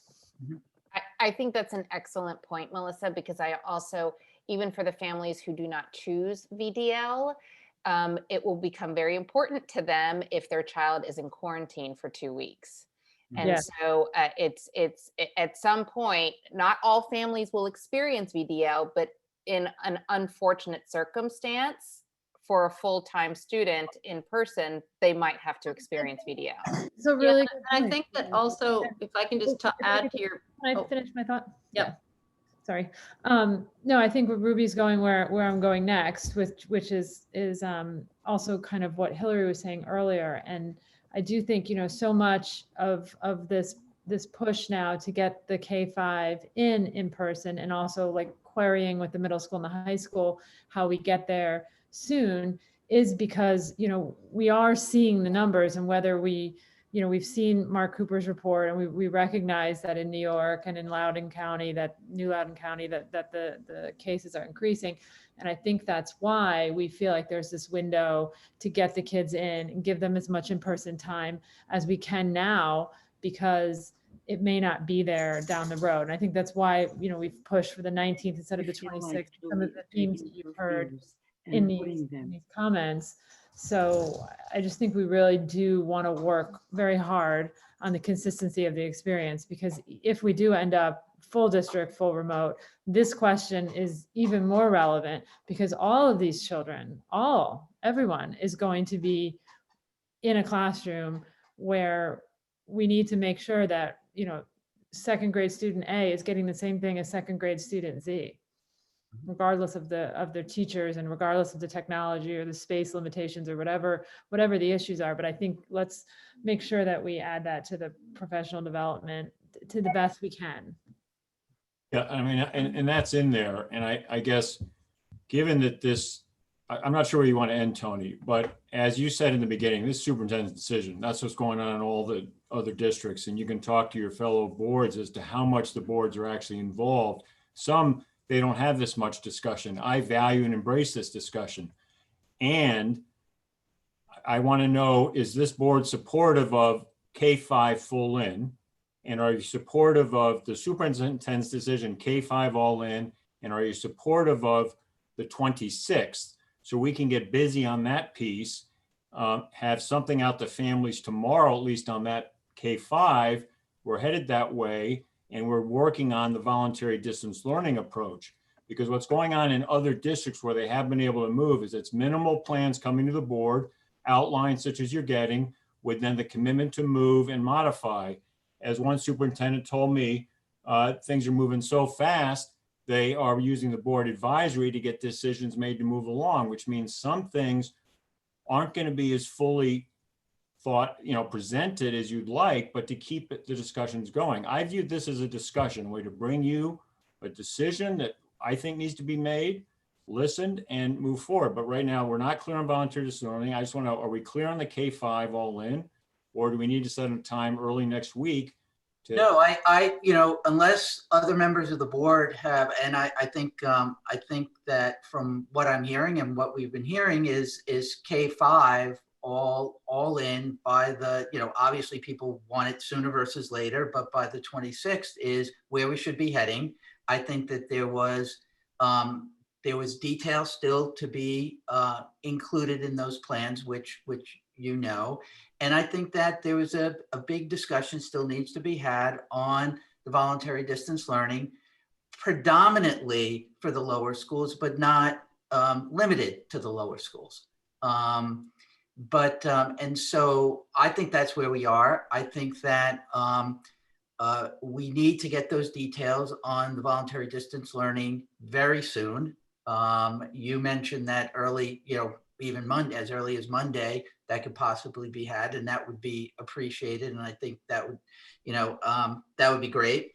And I also am hearing that in the meantime, I think Melissa and Ruby did work on the parent survey. I think that I think that over the course of the next day or so, we should refine those thoughts and see what kind of survey we want to get out to the voluntary distance learning parents that can also inform us as to, how we might want to be heading. And I think that's for you and the administration, extra information to see how you might want to structure the voluntary distance learning piece with that extra information, right? Have I summarized? Yeah, and let me. Yes, and also the knowledge sharing piece that we talked about, which I know is not the critical front runner of this, but should be integrated throughout. Yeah, and that's a good point, Tabby. That's ongoing and through a variety of ways. I'm just, it's task oriented here. So K-5 commitment is there, decision made. So I have a communication out tomorrow to families saying K-5 all in as of the 26th, critical details to follow on a timeline. The voluntary distance learning, there are really two broad ways to cut this. And I think it's then within that what the details are. One is we continue by folding students into their existing class, and to make that work, that's probably the shortened in-school time. And Laura's been thinking about that anyway, to allow that after. It's still all within the day, but there's that voluntary distant tie-in time at the end of the day. That's one way to go, or it's the way we had come to this meeting with, was separate designated voluntary distance learning classes, and came with a discussion. I'm not going to apologize for bringing ideas to the board in this urgent time frame to get decisions. So, but I think early in the week, we need, we can get Monday, we can have that material to you. It won't have the survey on the fine tuning, because I don't think we can wait on that, because the decision on voluntary learning affects greatly how we get organized for the return on the 26th. Yeah, Bill, I think that makes sense, unless other board members have any objection. The only thing I would add is to emphasize the Hillary's request that within those options, there should be no additional higher option that we can look at. Right, that's the first one. The first one is we for voluntary distance learning, and that was not the reason for the 26th. There are 5, 6, 7, 8 other major reasons for the 26th. I mean, it won't work on the 19th. I mean, the principals were blunt with me. It just will not work. We won't do well for our children and staff. The 26th lets us do this well and be right in line with other districts quickly. The voluntary distance learning, we'd come back to you then if no higher is the strong preference and the strong indication, because the board has to decide on adding to the budget. Superintendent can't do that unilaterally. So then that's on there saying the lead option is voluntary distance learning still attached to a class. And I think that does lead us to Laura's idea of ending the day, in-school day at 1:15 to allow that time afterwards. And that we'd bring that back to you fast. We've got all that lined up.